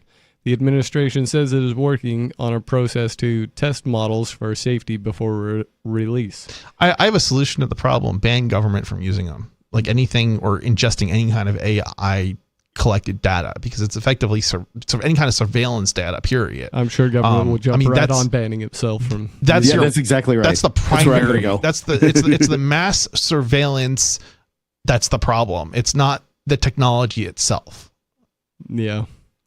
Guterres was speaking in Geneva ahead of a week of AI governance discussions with governments and safety campaigners to discuss ways that AI could be regulated in areas including child safety. Yeah, always thinking of the children. Let us not wait for atrocity to act, he said. Some decisions must remain forever human, no more I want to know, taking a human life. What are they thinking? Like, what? I would love to have some examples of like what do you mean? Like, regulate a child AI in a child's toy? What is this child's toy able to do that is going to somehow injure the child because it has AI in it? Like I don't even know what kind of examples like that they're imagining here, because it's like that toy probably shouldn't be in that child's hand, period, whether it has AI or not, if it's so dangerous. Yeah, that's like that's my point. I don't need you guys to make things safe for my children. I'm pretty confident to do that myself. My gut is that when they use the word dangerous, they're not actually talking about like it's gonna hurt the child. It's gonna be more like they used up the toy used a bad word or something like that, right? Or it provided information that parents might think is scary or something like that. It's like it doesn't actually injure the child, but that's probably more along the lines of what they're freaking out over. It's probably not actual safety stuff. Yeah. That's the end of that article, though. That gives me the idea. I think I'm going to talk to. I use Duolingo on a regular basis. It has an AI chatbot that you have to get past to sort of, progress forward. And you can talk to it about anything you want, but it wants you to talk in, of course, your chosen language. And in my case, that's Spanish. So I think I'm going to start talking to Duolingo about the Anarchist Cookbook and the kind of recipes that are in it, and see whether I can get it to tell me how to make like napalm. See if it can get. I want to know what child improvements is going to first of all ask about the Anarchist Cookbook, and then actually have the capabilities and the materials and the resources to actually build something from it. I mean, there are things that are probably in there, like what I'm trying to think. What is it? Chlorine, bleach, or something. If you mix two chemicals, you can basically. I think it's ammonia and bleach. Yeah. You can produce something that's deadly, but like that's the kind of thing that's like you probably should teach your kids. Well, first of all, your kids probably aren't using those products anyway. But let's just assuming that you teach your kid to clean, right? At some point, like you're going to teach them not to mix these two products together, and that's probably something that they should have already been taught, right? Like, but yep, yeah. It's well, I mean, the other question. Well, government is never going to be the solution to this, and here's some evidence for you. We're currently broadcast on some radio stations around the country, and we are sort of legally not allowed to use cuss words. George Carlin was so kind as to enumerate many of them for us. And one might ask oneself, why today in 2026? Because are there a lot of young people who have a transistor radio that they've snuck into their bedroom and they're listening to talk radio at night under the covers, right? Just to hear Mark Edge say the F-bomb? Now, are you a youngster with a radio waiting for somebody to slip up and say a dirty word? Give us a call and let us know about that. Yeah, the phone right. number here is 603-283-6160. This is Free Talk Live. U.S. presidents often take credit for solving complex issues with many moving parts, whether they deserve that credit or not. But how much impact can a sitting president really have on the tides? We all know that presidents like to take credit for the undulations of the briny deep, when it suits them, that is, and we Americans are quick to blame whoever is in power for the multitudinous seas. During Eisenhower's administration in the 1950s, citizens took to the streets to protest his inability to harness the unruly waves, but Ike shifted blame for the tides that year onto a heron that had recently been born with a raven's head. But the truth is, when a president is in office, there's only so much he can do. Sure, the president can bring an amulet with the Eye of Horus to the top of the tallest peak, or spread lamb's blood on the base of an elm tree during a lunar eclipse. In reality, it's hard for anyone to know with true certainty how the tides will play out under any administration. For The Onion, I'm Eliza Hayes. This is the Onion News Network. Wake up and begin to Eleutheromania. The insatiable desire for freedom. We have been enslaved for all our lives. It's the new 3-song heavy metal EP from Captain Kickass. The next ones they will. Available now on your favorite music app or get it directly from CaptainKickass.com. Authority to If you want to know the latest about Free Talk Live before we go on the air, all you need to decide is how you want it delivered. It's your choice. Visit news.freetalklive.com to receive our usually weekly news updates by email. Plus, we have a Twitter account at twitter.freetalklive.com, and you can follow us on the decentralized Mastodon platform at toot.freetalklive.com. So please follow us at toot.freetalklive.com and sign up for our emails at news.freetalklive.com. You're listening to the live edition of Free Talk Live. Hour number 3 is next after the news here on the Liberty Radio Network at LRN.FM. From Feature Story News in Brussels, I'm William Denslow. At least 12 people have died in a wildfire in southern Spain. It comes as Europe's in the midst of another heatwave, after the continent recorded its hottest June on record. Europe's believed to be warming faster than any other continent on the planet. Here's European Commission spokesperson Paula Pinho. This sad and horrible news about wildfires which are spreading across various countries in Europe are just a confirmation that unfortunately climate change is a reality and brings and has a cost even to lives. And President von der Leyen also reiterates that, of course, we stand with Spain, we stand with all the brave firefighters who are putting their lives at risk, and with all the first-hand helpers dealing with these emergencies. Uncertainty continues to linger over a peace deal between Iran and the US, after President Donald Trump declared the truce over while attending the NATO summit in Turkey this week. But he then appeared to soften his stance, saying he would allow negotiations to continue. The contradictory signals from the White House have left mediators uncertain about America's position. Kate Fisher reports from Washington. On the one hand, you had Donald Trump declaring the ceasefire was over, but also saying that he thinks talks could continue, saying that the US should finish the job, but he doesn't want to return to all-out war. And it's hard to know if this is part of his negotiating tactic to kind of put extra pressure on Tehran, or whether it is just genuinely him being frustrated one minute and then changing his mind the next. Indian Prime Minister Narendra Modi and Australian Prime Minister Anthony Albanese have signed a landmark uranium supply agreement in Melbourne, enabling Australian exports to fuel India's civilian nuclear program. Ishan Garg reports from New Delhi. The headline has certainly been the uranium supply deal. This is something that's been in the works for more than 10 years now. And this is crucial for India because just last year in 2025, the Indian government set itself a very ambitious target of producing 100 gigawatts of clean energy using nuclear fuel. And this comes at a time when India has been pivoting hard towards sources of energy which are non-polluting as it wants to decarbonize its industries, its power sector massively. And this is going to be hugely helpful for India, which wants to produce electricity using nuclear energy. And the EU's threatened to fine Meta over what it says is the addictive design of its social media platforms. Meta now has the chance to respond to this preliminary investigation from the European Commission. The parent company of Facebook and Instagram says it disagrees with the findings. From bureaus worldwide, this is FSN.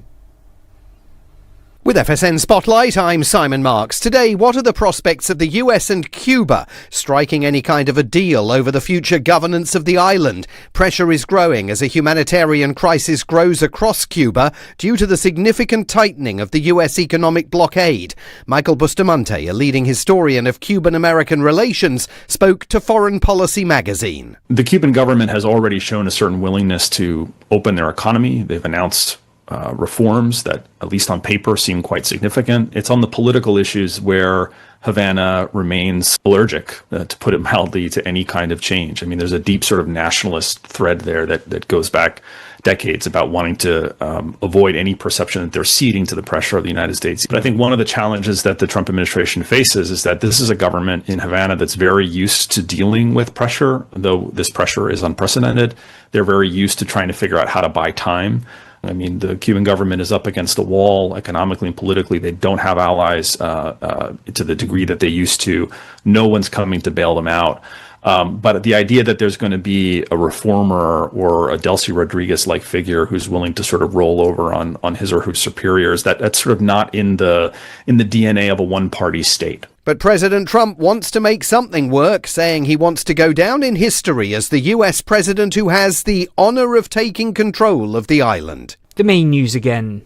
At least 12 people have died in a wildfire in southern Spain. It comes as Europe's in the midst of another heatwave, after the continent recorded its hottest June on record. Uncertainty continues to linger over a peace deal between Iran and the US, after President Trump declared a truce over while attending the NATO summit this week. And the EU's threatened to fine Meta over what it says is the addictive design of its social media platforms. And that's the latest feature story news. William Denslow reporting. As a police officer, I constantly live in fear that I might be filmed brutalizing a civilian. It's something you know from the time you're a cadet. The slightest civil rights infraction in front of anyone who's looking, and the next thing you know, you're surrounded by cameras and trending on Twitter. No cop should have to worry about that. Practically every precinct I know has somebody serving desk duty just for acting on deeply rooted prejudices when somebody had a recording device on them. It happened to my partner, and it even happened to our own captain. One day he's just kicking an unarmed pedestrian in the ribs when all of a sudden people with cameras are everywhere, and then they just start shooting what he was doing, all 6 minutes of it. I can't help but think sometimes that could have been me ending up at that desk job. You never know which day of total impunity will be your last, but for a cop, that's just our daily reality.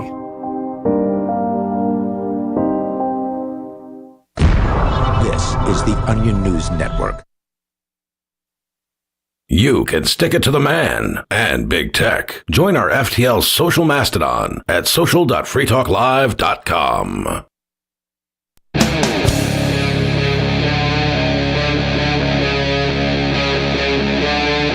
Free Talk Live.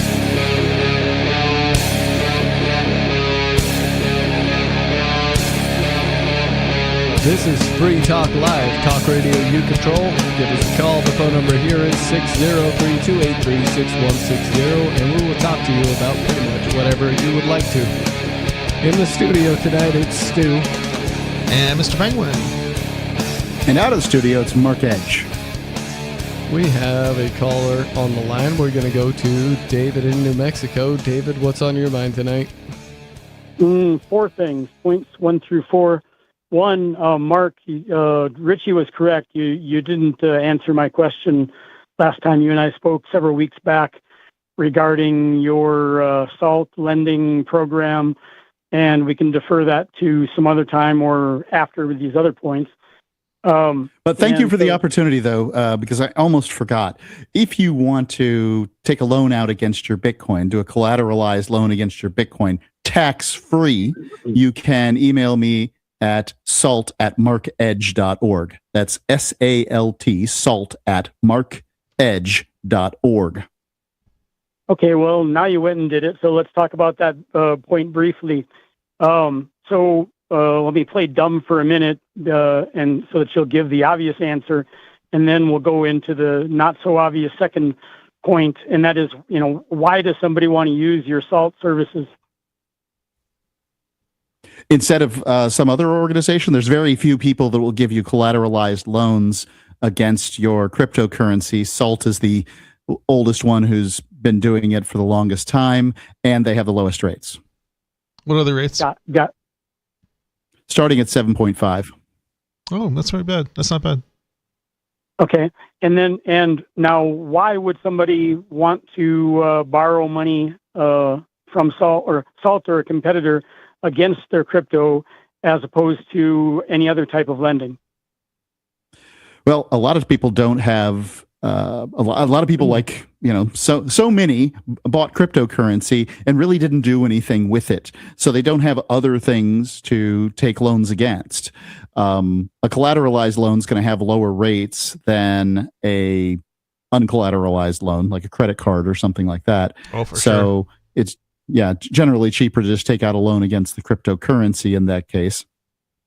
Okay, well, let's look at the second possible reason that you're not bringing up on your own, and so let me introduce it and see what you know about it, because this is the point that's more interesting to me, and that is there not a financial income strategy where people will invest in crypto or trade crypto, and in lieu of paying short and or long-term capital gains on their crypto proceeds in their trading endeavors, investing endeavors, they'll just leave that crypto in their trading accounts and borrow against it and use the loan as their income, because the 7.5% penalty that they pay to live off of the loans they take is lower than the capital gains that they would pay if they removed that crypto from the trading account and lived on a portion of it. Yeah, so that's true. I don't give tax advice, and I don't know exactly what the thresholds are for everybody. So that's kind of my thing. Is that I don't know. This isn't advice. It's just education. So, what do you know about that rationale? Sure. What I know about it is that the very wealthy use this system to basically afford whatever they want. They just take loans against, let's see, use Elon Musk, right? Like, he's the stand-in at this point for rich people. Used to be Bill Gates, now it's Elon Musk. Elon Musk has these shares in Tesla and SpaceX and whatever. If he needs money, he needs a third plane. He goes to the bank and he says, "Hey, I've got these shares. Can you give me some money at whatever rate they're going to give him?" And yes, it's true. There are rates lower than 7.5 that Salt has if you have enough cryptocurrency to get them. And that's one of the reasons you would email me to help you with this system, because I'm going to concierge you through the process. Right. Now, so let's go ahead. Yep. Basically, Musk is going to get the money. He's going to give over the shares, and probably he's never going to pay it off, because why would he? And, fundamentally, he just uses money that way. He just doesn't pay tax. Doesn't have to. Right. Okay. Well, let's make it sound less attainable. More attainable. Less. I was going to phrase it the other way around, but more attainable, less whatever. Forget Elon Musk. Take a guy who, let's say, some crypto bro, some 16-year-old kid 15 years ago or whatever that bought $1,000 worth of Bitcoin when it was whatever. And actually, we shouldn't talk about it because that guy would be an Elon Musk. Let's talk about some dude who bought that bought Bitcoin at whatever 15,000 and had $1,000 worth at that time, and now has whatever. I'm not going to do the math. Whatever that would be. 100,000, a couple hundred. 60,000. I think it's 60,000. Yeah, they'd have like 4,000 right now if they bought 1,000 worth in. Well, yeah, I shouldn't even have done it that way. I just should have went right to the bottom line. Let's just take the example of some crypto bro that's got like $400,000 worth of crypto sitting on account, and has the ability, like a lot of crypto bros do, to all they need to live for an entire year would be like $20,000. And why is that funny? 20, where are you living on $20,000 a year? The nomad types, or David lives very frugally, so to him 20,000 is living palatially. That's gonna be some seriously frugal living. You can travel Latin America or Southeast Asia and live on that kind of money. Oh, I don't doubt it. I mean, but that's like also some of the poorer parts of the world. So yeah. Yeah, well, you'll get some experience. Try New Mexico. Yeah, try New Mexico. It's poorer than most of those countries you're talking about.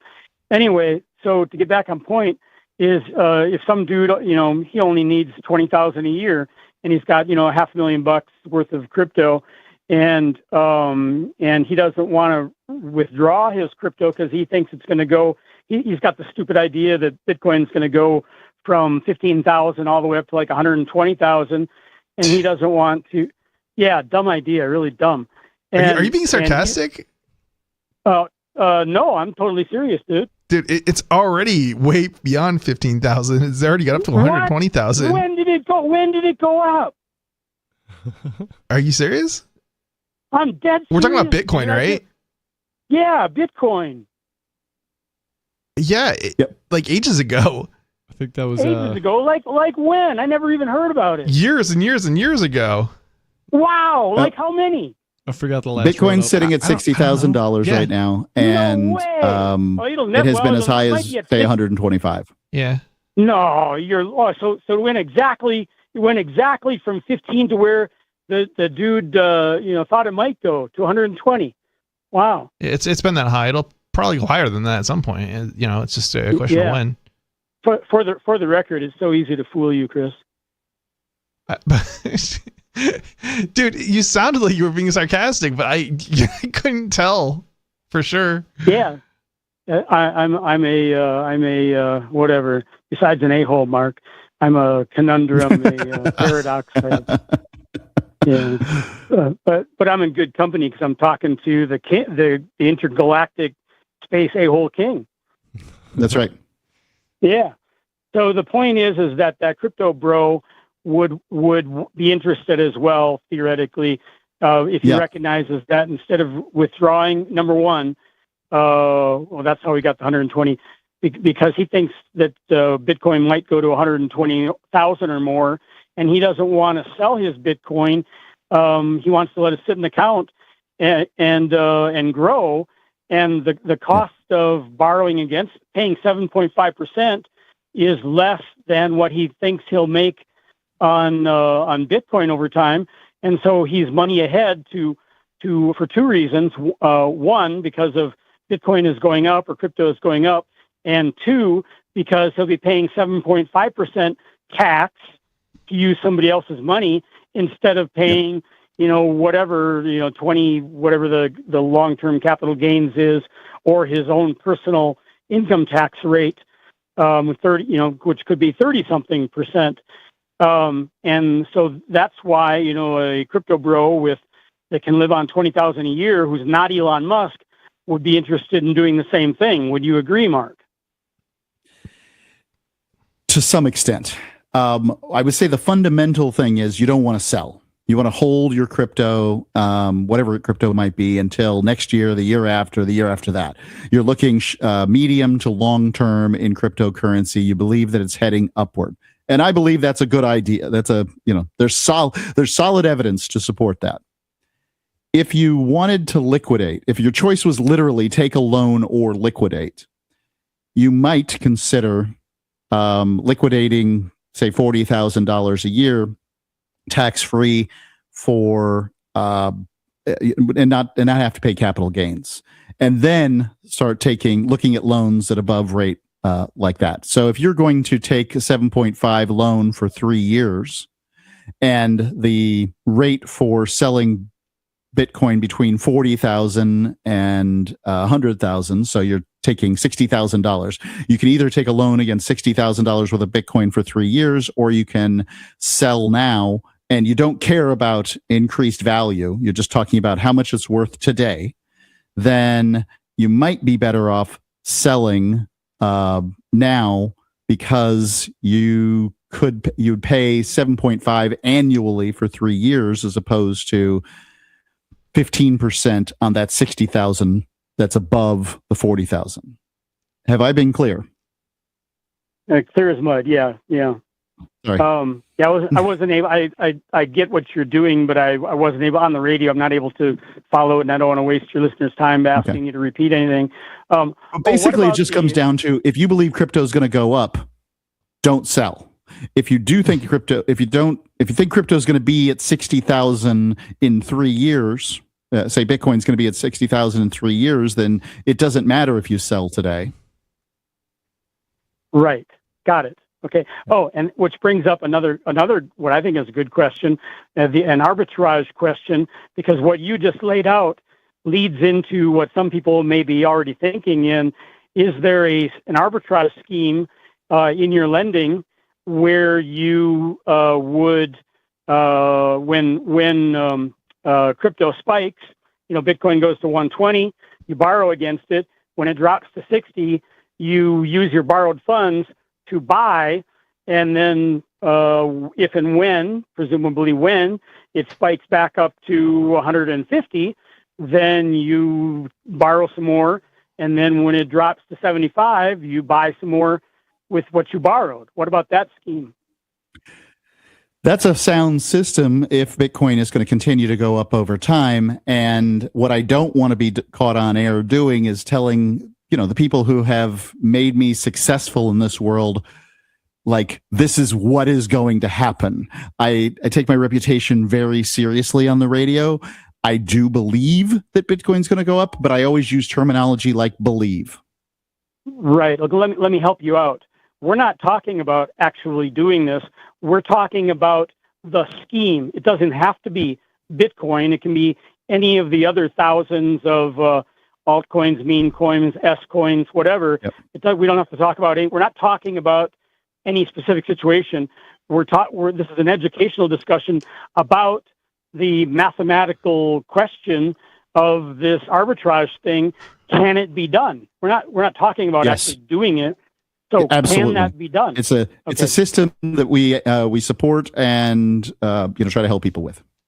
And then you can do it triple times, right? So you can take the loan against the loan against the loan against. You can keep on going. Again, it gets more risky as time goes by. Got it. So, and then the next logical question on that series is, actually what you're doing in that arbitrage situation is you are trading. Okay. So, and if you took your performance, this is all theoretical, hypothetical, past, whatever. But you are trading when you do that. Now, you could also just flat, do it the normal way and trade in your trading account, whatever coins. Do you have any speculations on, if a person is a quality trader, without defining things, is the arbitrage within the lending system more efficient, or is on average for that quality trader trading the traditional way more efficient? In other words, would have a higher return. In other words, why play if you can do better in your trading account? Why play the loan arbitrage game? Do you have any comment on that?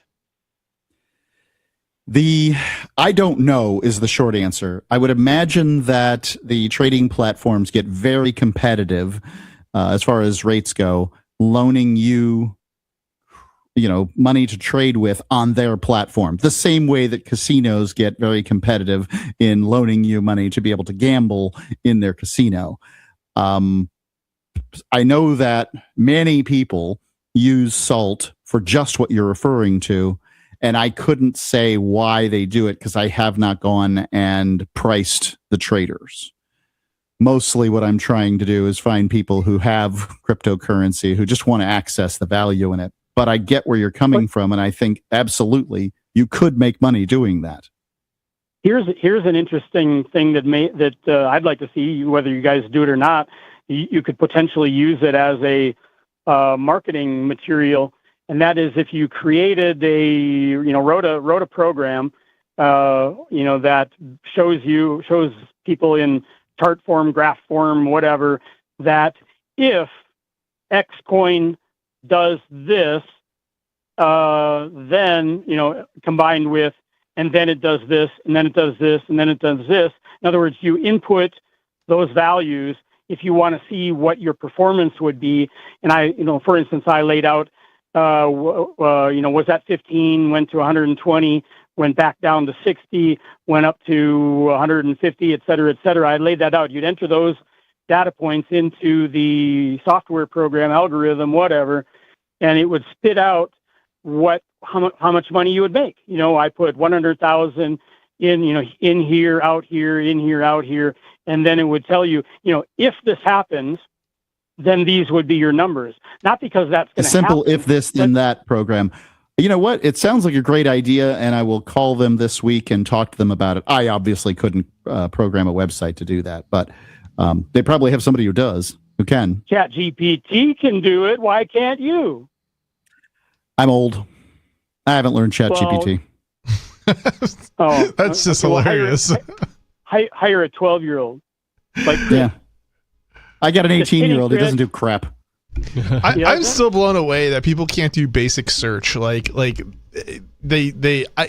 understand. Like, it's like you can't enter into a search engine like words and come up with an answer. Like, I don't understand it. But this is average. Like, this is your average person. Well, you don't even have to enter the words. All you can do is talk to it. No, I know what you mean. Like, you're going to spend hours going back and forth trying to get you to write a program. But like, yeah, it is possible for your average person to use ChatGPT to generate something that may or may not work. Yeah. Well, it's kind of an this then that thing. It seems doable. I don't know. Well, it is doable. I know it's doable from what I've learned about people that do exactly that. Traders that, they buy their AI tokens and, and they create algorithms to trade, to buy, sell around the parameters that they input, and to use this for their own purposes or to license the algorithm once it's completed. And yes, once you write it, you have to test it. You have to back test it, and then ideally you live test it. And when it proves out, then you have something. Or this reminds me of the breathalyzers and their bug grading nightmares. And basically, the reason I say this is because all I'm thinking is you have the AI generate the program, got lots of bugs in it. You test it. This is the government's solution to this problem. You test it, and as long as it tests in the morning okay, and it tests in the evening okay, it's good. But it doesn't matter that it failed every other time in between, then the beginning and the end because of some bug. Mm-hmm. Yeah, I think that I don't know if they should be doing, if they're not. I think that for their radar, I think that they may be required to calibrate it after every time that they use it. I don't mean every car that goes by. It's not. The problem is it's not an issue of calibration. It's an issue of bugs within the code somewhere. And I don't know enough about. I just remember somebody basically suing to get the source code, and basically, the cases get dropped because the government doesn't have the source code, and second, the company that owns the device that has the copyrights on the source code isn't going to want to give out the source code. So right. So the whole point of that legal strategy was to get out, to have the case dismissed. They weren't actually trying to get the code. They were using that knowing that the case would be dismissed because the company ain't giving up the code. Well, no, I think they were able to determine that there were security issues and bugs in the code, but they needed the source code to prove it. So in the particular instance I'm thinking of, the person was a computer programmer, so it wasn't just. That may have been the thinking, but they could have looked at the code had the code been available, despite the fact that it was a substantial amount of code. Right. Okay. Yeah. Got it. Understood. I agree with you. However, most lawyers, I think, would immediately recognize that that would be a good way to defeat whatever the case was, because that if you have a legal right of discovery to that code, the company ain't going to give you the code. Yeah. Right.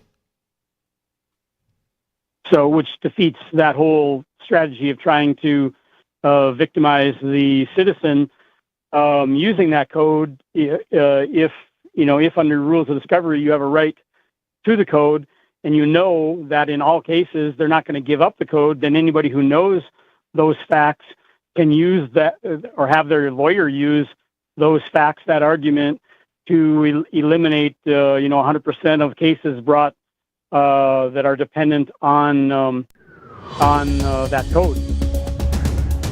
Thanks for the call tonight, David. Interesting conversation. Yeah. Also, nice to talk about salt lending. Get a little more information about that. It's been a while since I've heard about that. SALT@markedge.org. That's right. Give us a call. The phone number here is 603-283-6160. This is Free Talk Live.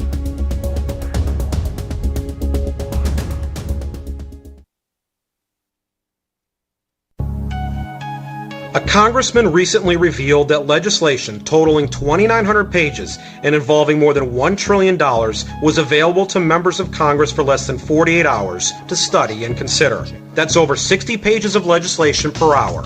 Do you think anyone read the entire bill? I'm Jim Babka with downsizedc.org. Consider a proposal buried in a 3,200-page, $388 billion bill, which would have empowered committee chairmen or their agents to examine Americans' tax returns. When this horrible provision came to light, no one claimed to know how it got into the bill. One congressman questioned said, "I didn't write it, I didn't approve it, I wasn't even consulted."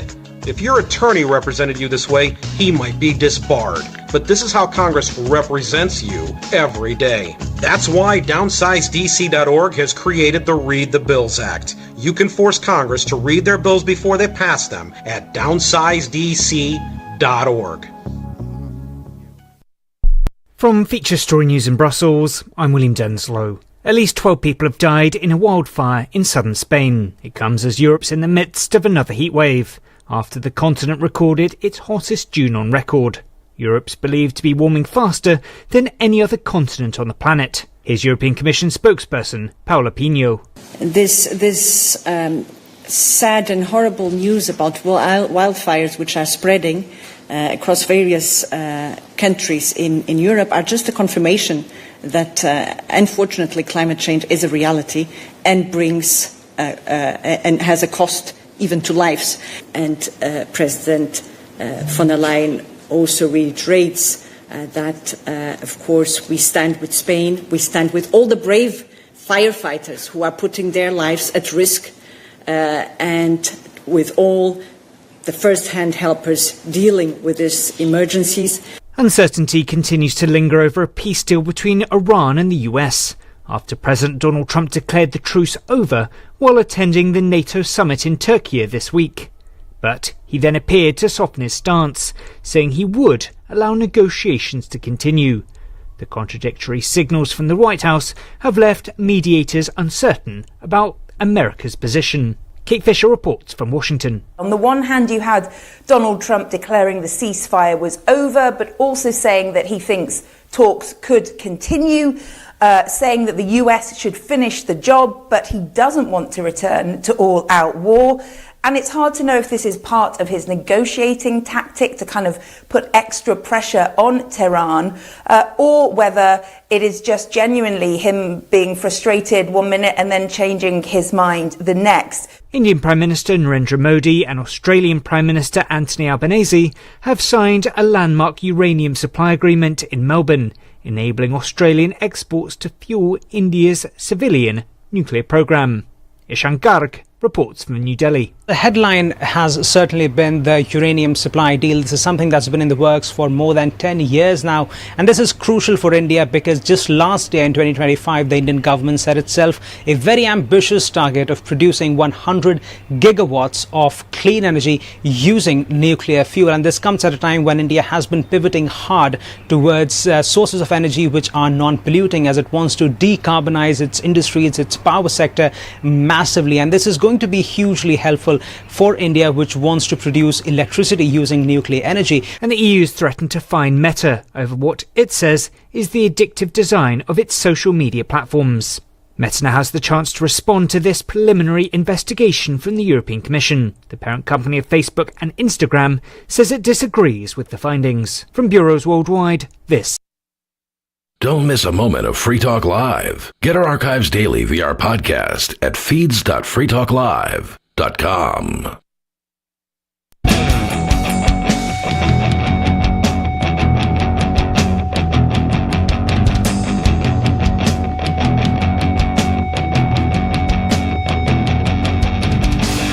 This is Free Talk Live. Talk radio you control. All you got to do is call us at 603-283-6160, and we will be happy to talk to you. In the studio tonight, it's Stu, Mr. Penguin, and Mark Edge remotely. We had an interesting conversation with David, but now, Penguin, I believe you have another story. This one about protecting the kids, or no. This one's about No, this is about protecting the copyright cartel. They're part of it's about Google opposing site blocking in Europe, as the U.S. is considering, or politicians are trying to bring back SOPA on behalf of Hollywood, basically, or the copyright cartels, as I like to rephrase it. So so this is a story I'm bringing in from Torrent Freak. It's titled Google opposes site blocking in Europe as U.S. piracy blocking plans gain momentum. Google has told the European Commission that pirate site blocking causes significant harm and should not target DNS resolvers, VPNs, or shared IPs. The submission was filed days before a U.S. congressional hearing signaled that American site blocking legislation is closer than ever to introduction. Early drafts of the American plans include DNS blocking, which is site blocking. In other words, guys, so if you try to go to a website that the Hollywood doesn't like, you won't be allowed to, which makes Google's EU comments even more relevant. Google rarely addresses pirate site blocking in public, but it is a significant concern now that these measures directly impact the company's own infrastructure. The American tech company, and you have to remember that Google has YouTube, and it has like a lot of copyright stuff, like interests wise.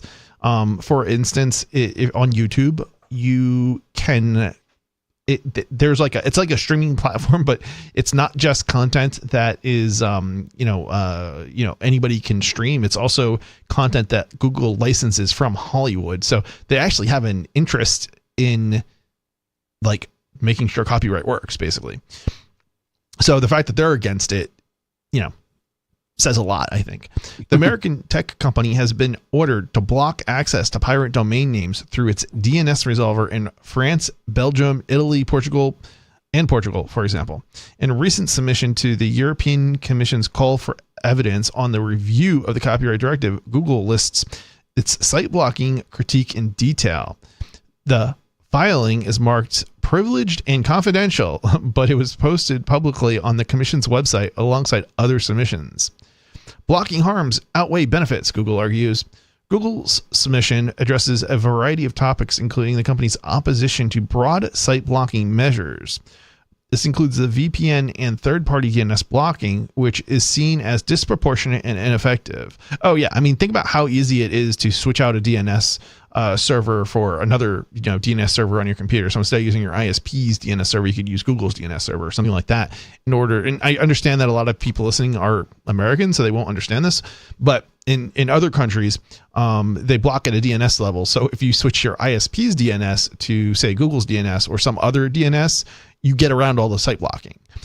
The same applies to IP address blocking, which risks targeting infrastructure of the legitimate sites and services. Yet IP address blocking is way more dangerous because and it has basically taken down like huge parts of the internet. For example, services like G Drive, that's like Google. I don't even know how to describe G Drive. It's like it's how you share files with other people, basically, right? Or actually, not even sure if you share files with other people with it, but it's where you store files. It's cloud storage, basically, right? Okay. Blocking DNS resolvers, IPs, VPNs is ineffective as it does not remove content at all and is easily circumvented by using alternative DNS resolvers. It is disproportionate, catching lawful services, raising extraterritorial concerns, and blocking entire domains, Google writes. So like thousands and thousands of websites, actually millions of websites, I believe it says here, have been blocked as a result of blocking a single IP address when it comes to shared infrastructure like Cloudflare, for example. Similarly, blocking IP addresses neither removes the content nor achieves proportionate outcomes, as many lawful services may be using the same IP address, the company adds. The submission cited several real-world examples to support these claims. It mentions that Italy's Piracy Shield blocked a Google Drive. Oh, here it is. Exactly what I was talking about. Subdomain as well as IP addresses, hosting over 42 million domains of Cloudflare custom. 42 million. Wow. I was thinking 5 million. That's even way more than I thought. Of Cloudflare customers. Meanwhile, in France, Cisco stopped offering its open DNS service after a local court ordered DNS resolver blockades. Yeah, Google Drive. So I don't know how many people know what Google Drive is, but like basically this is a service that's used by millions and millions of people all over the world. Google also highlights a December 2019 incident in Portugal where ISPs blocked Google hosted virtual IP addresses, disrupting core Google services and cut off legitimate traffic for other innocent Google Cloud customers sharing the same virtual IPs.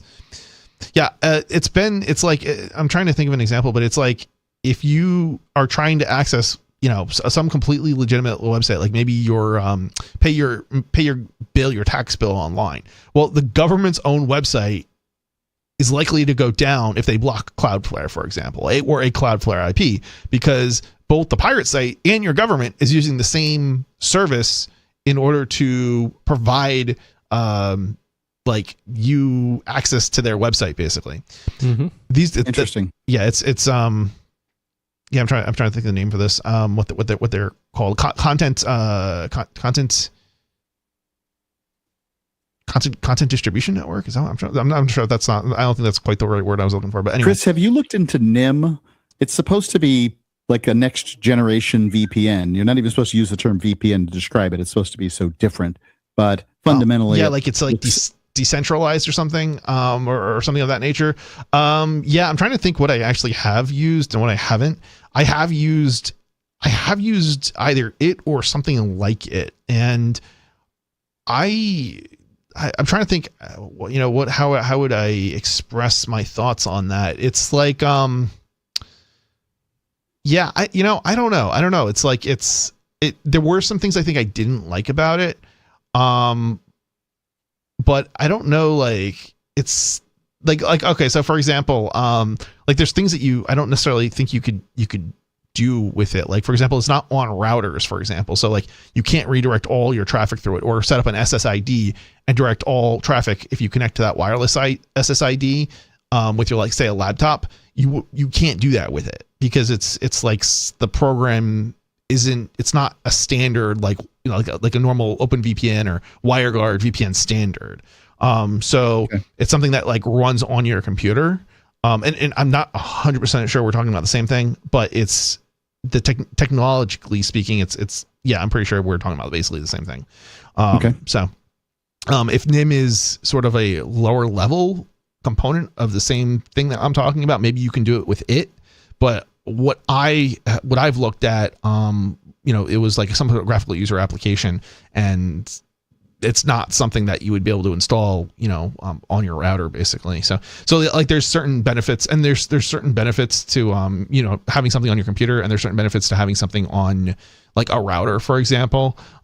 So like if you have your VPN on your computer directly, like if you go out, for example, to like a hotspot somewhere, you can connect over the VPN with it. But if you've got like it on your router, then only maybe devices in your house can use it, unless it's like a travel router or something like that. So these concerns are not incidental. A large scale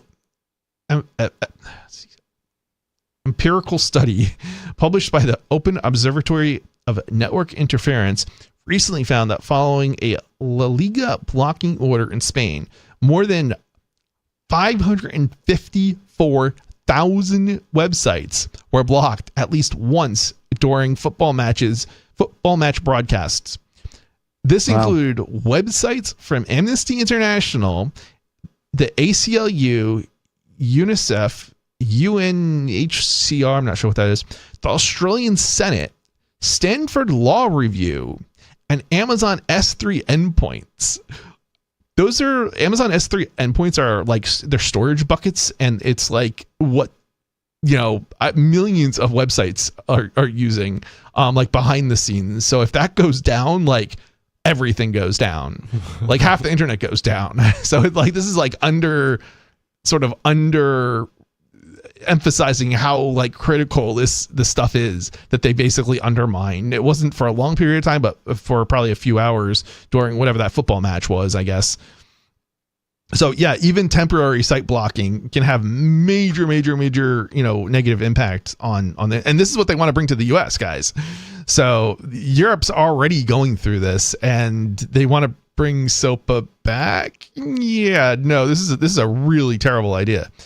Clear guardrails. In addition to the over-blocking concerns, the submissions notes that any expansions of the blocking regime in Europe should be proportional and keep the safeguards in mind that are already provided by EU. You know what I really want to know is, okay, so why is it that they want to have like shared costs in terms of like deployment of the censorship technologies?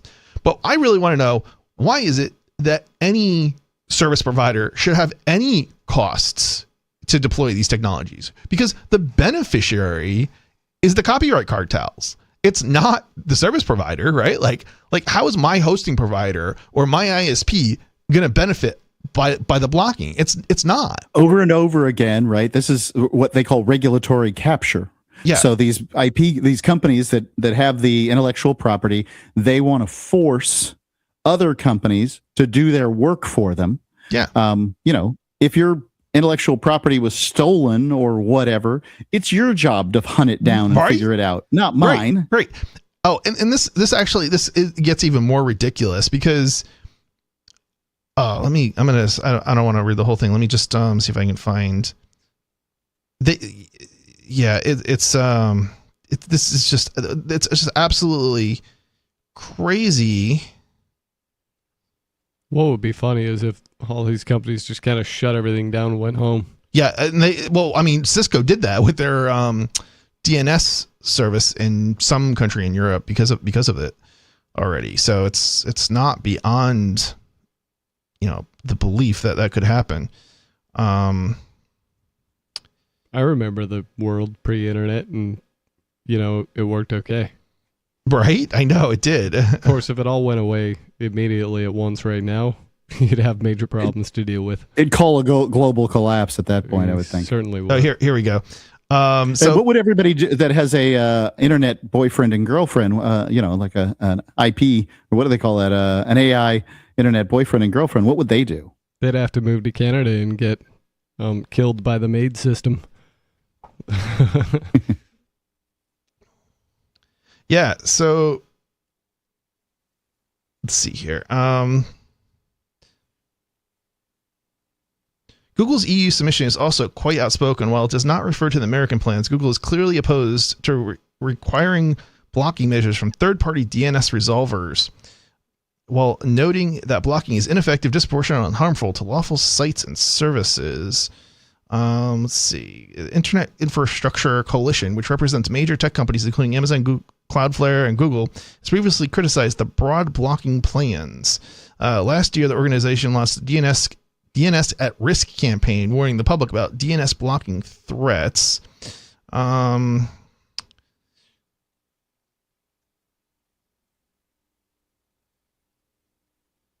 Did you lose your place? No, it's just that I'm just trying to find it. Like, I'm in the right section. I'm not seeing what I'm looking for here.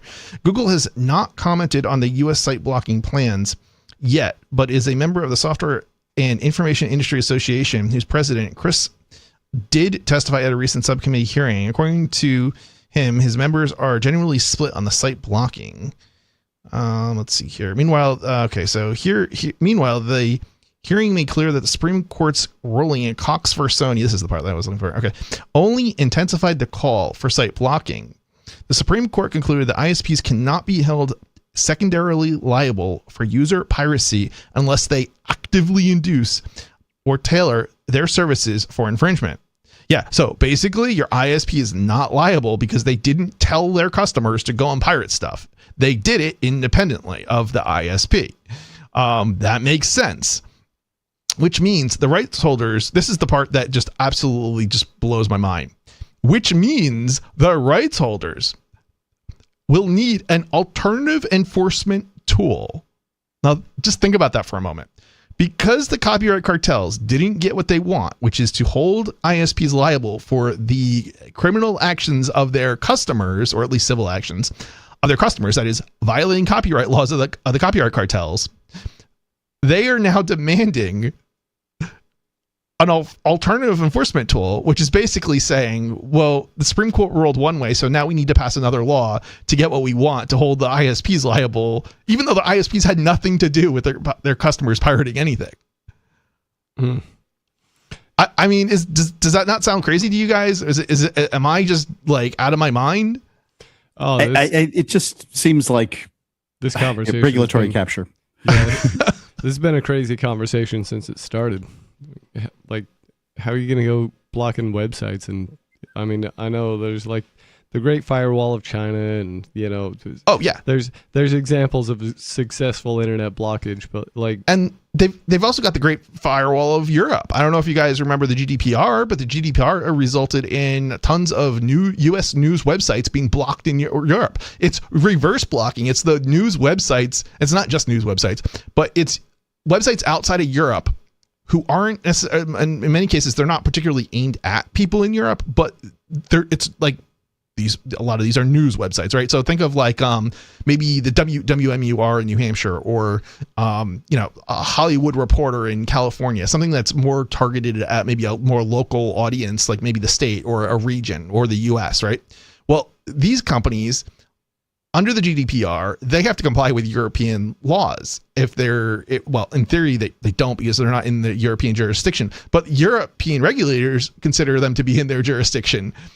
Anyway, so the reaction to this law is that websites are blocking people with European IP addresses from accessing their news content in Europe. So if you travel to Europe and you try to access news websites, and I don't know if you run into this, you probably have, Mark, while you were in Europe, but did you run into any links, like maybe you were on Telegram or some other platform, you click a link and to a website, a news article, and it comes up and it says like it's unavailable to you? Mostly what I got was, a whole new set of rules as far as what cookies are allowed and that kind of thing. But if I had any problem like that, I would just hop on NIM and solve it.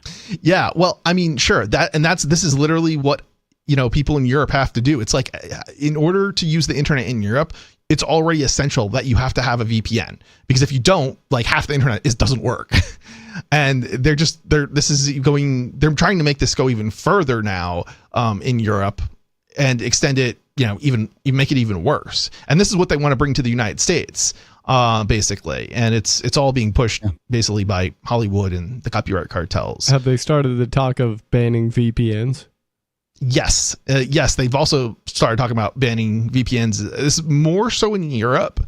It was not introduced, I think, in the U.S. version. There's a couple of different U.S. versions of the censorship bills, basically, and it wasn't in there. But I think the U.S. version did include DNS providers. So if you're not an ISP, if you're providing any kind of DNS service, so like, for example, if they brought the censorship filters to the United States, what would happen is your ISP would block they have a DNS server, and that's what you normally would use by default. You would use their DNS server. That's actually not entirely true now, because of like Firefox and other browsers will reroute you to other DNS servers, but depending on the application you're using, anyway, you'd probably be traditionally it would have been your ISP's DNS. So your ISP's DNS generally would have traditionally used DNS filtering or blocking to stop you from accessing pirate sites, so to speak, or any website. This isn't just piracy, by the way. There are other laws in many countries that require ISPs to block other websites as well. So whether it's gambling websites or pornographic websites or whatever, right? It kind of depends on the country, but and the state, Florida and Texas both have yes, pornography. Yeah. What happens is at that point you can switch to a different DNS provider and get around that censorship. But the US bill would basically make it also the case that not only do ISPs have to do the censoring and filtering, so would any DNS provider that in theory that you would switch to. Now, I don't know how they're going to prevent you from using a non-US DNS provider that doesn't have that isn't in the US jurisdiction, because ultimately And of course, I mean, I guess I kind of have an idea what they'll do is they'll somehow try and claim that, well, the domain was registered for like a DNS provider using a US DNS a company that's in the US. They're not going to go into the major enforcement like this. They're going to, what the plan is to hoover up as much information as possible, right? So the reason that they're trying to get your information to make sure you're 18 to go onto porn sites isn't because they care about the minds of young people. Oh, no, of course not. It's because they want to create a digital ID system administered by the government.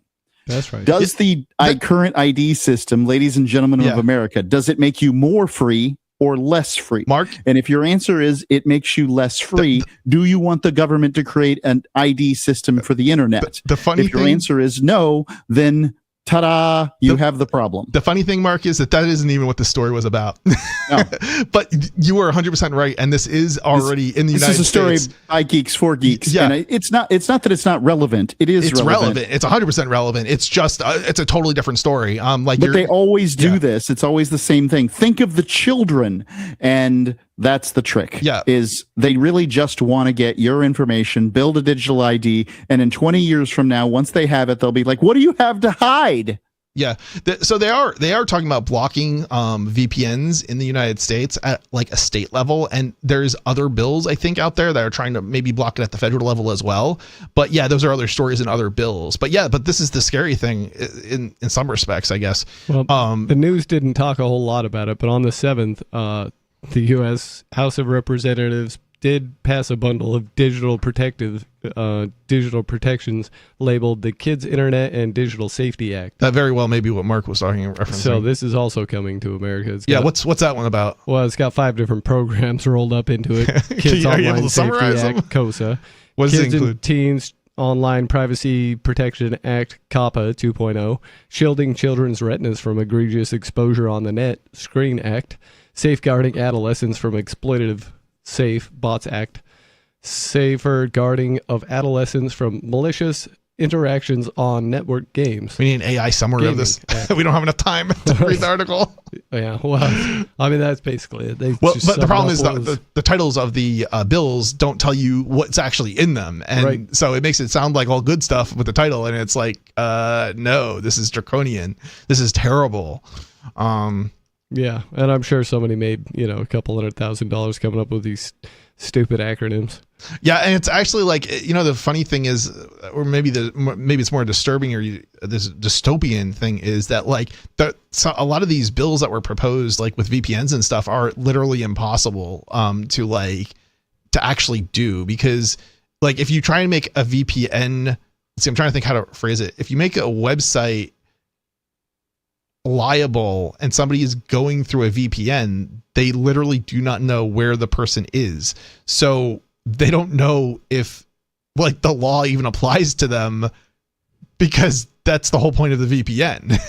So it's just, it's absolutely insane. I guess the only way that like you could comply in theory would be for a website to block all VPN users, which literally undermines everybody's privacy and their security of like everyone, adults, not just kids. Yeah, I think there would be a big backlash against that.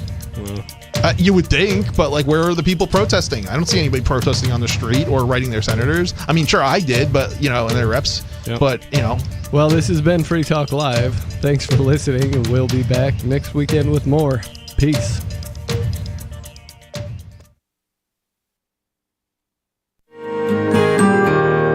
So the protection of life, liberty, and property is what the Free State Project is all about. But it's an effort to move 20,000 people who understand. It's about demonstrating to the entire country. Yeah, we can have a free market, a truly free market. Making it just a freer, great place to live.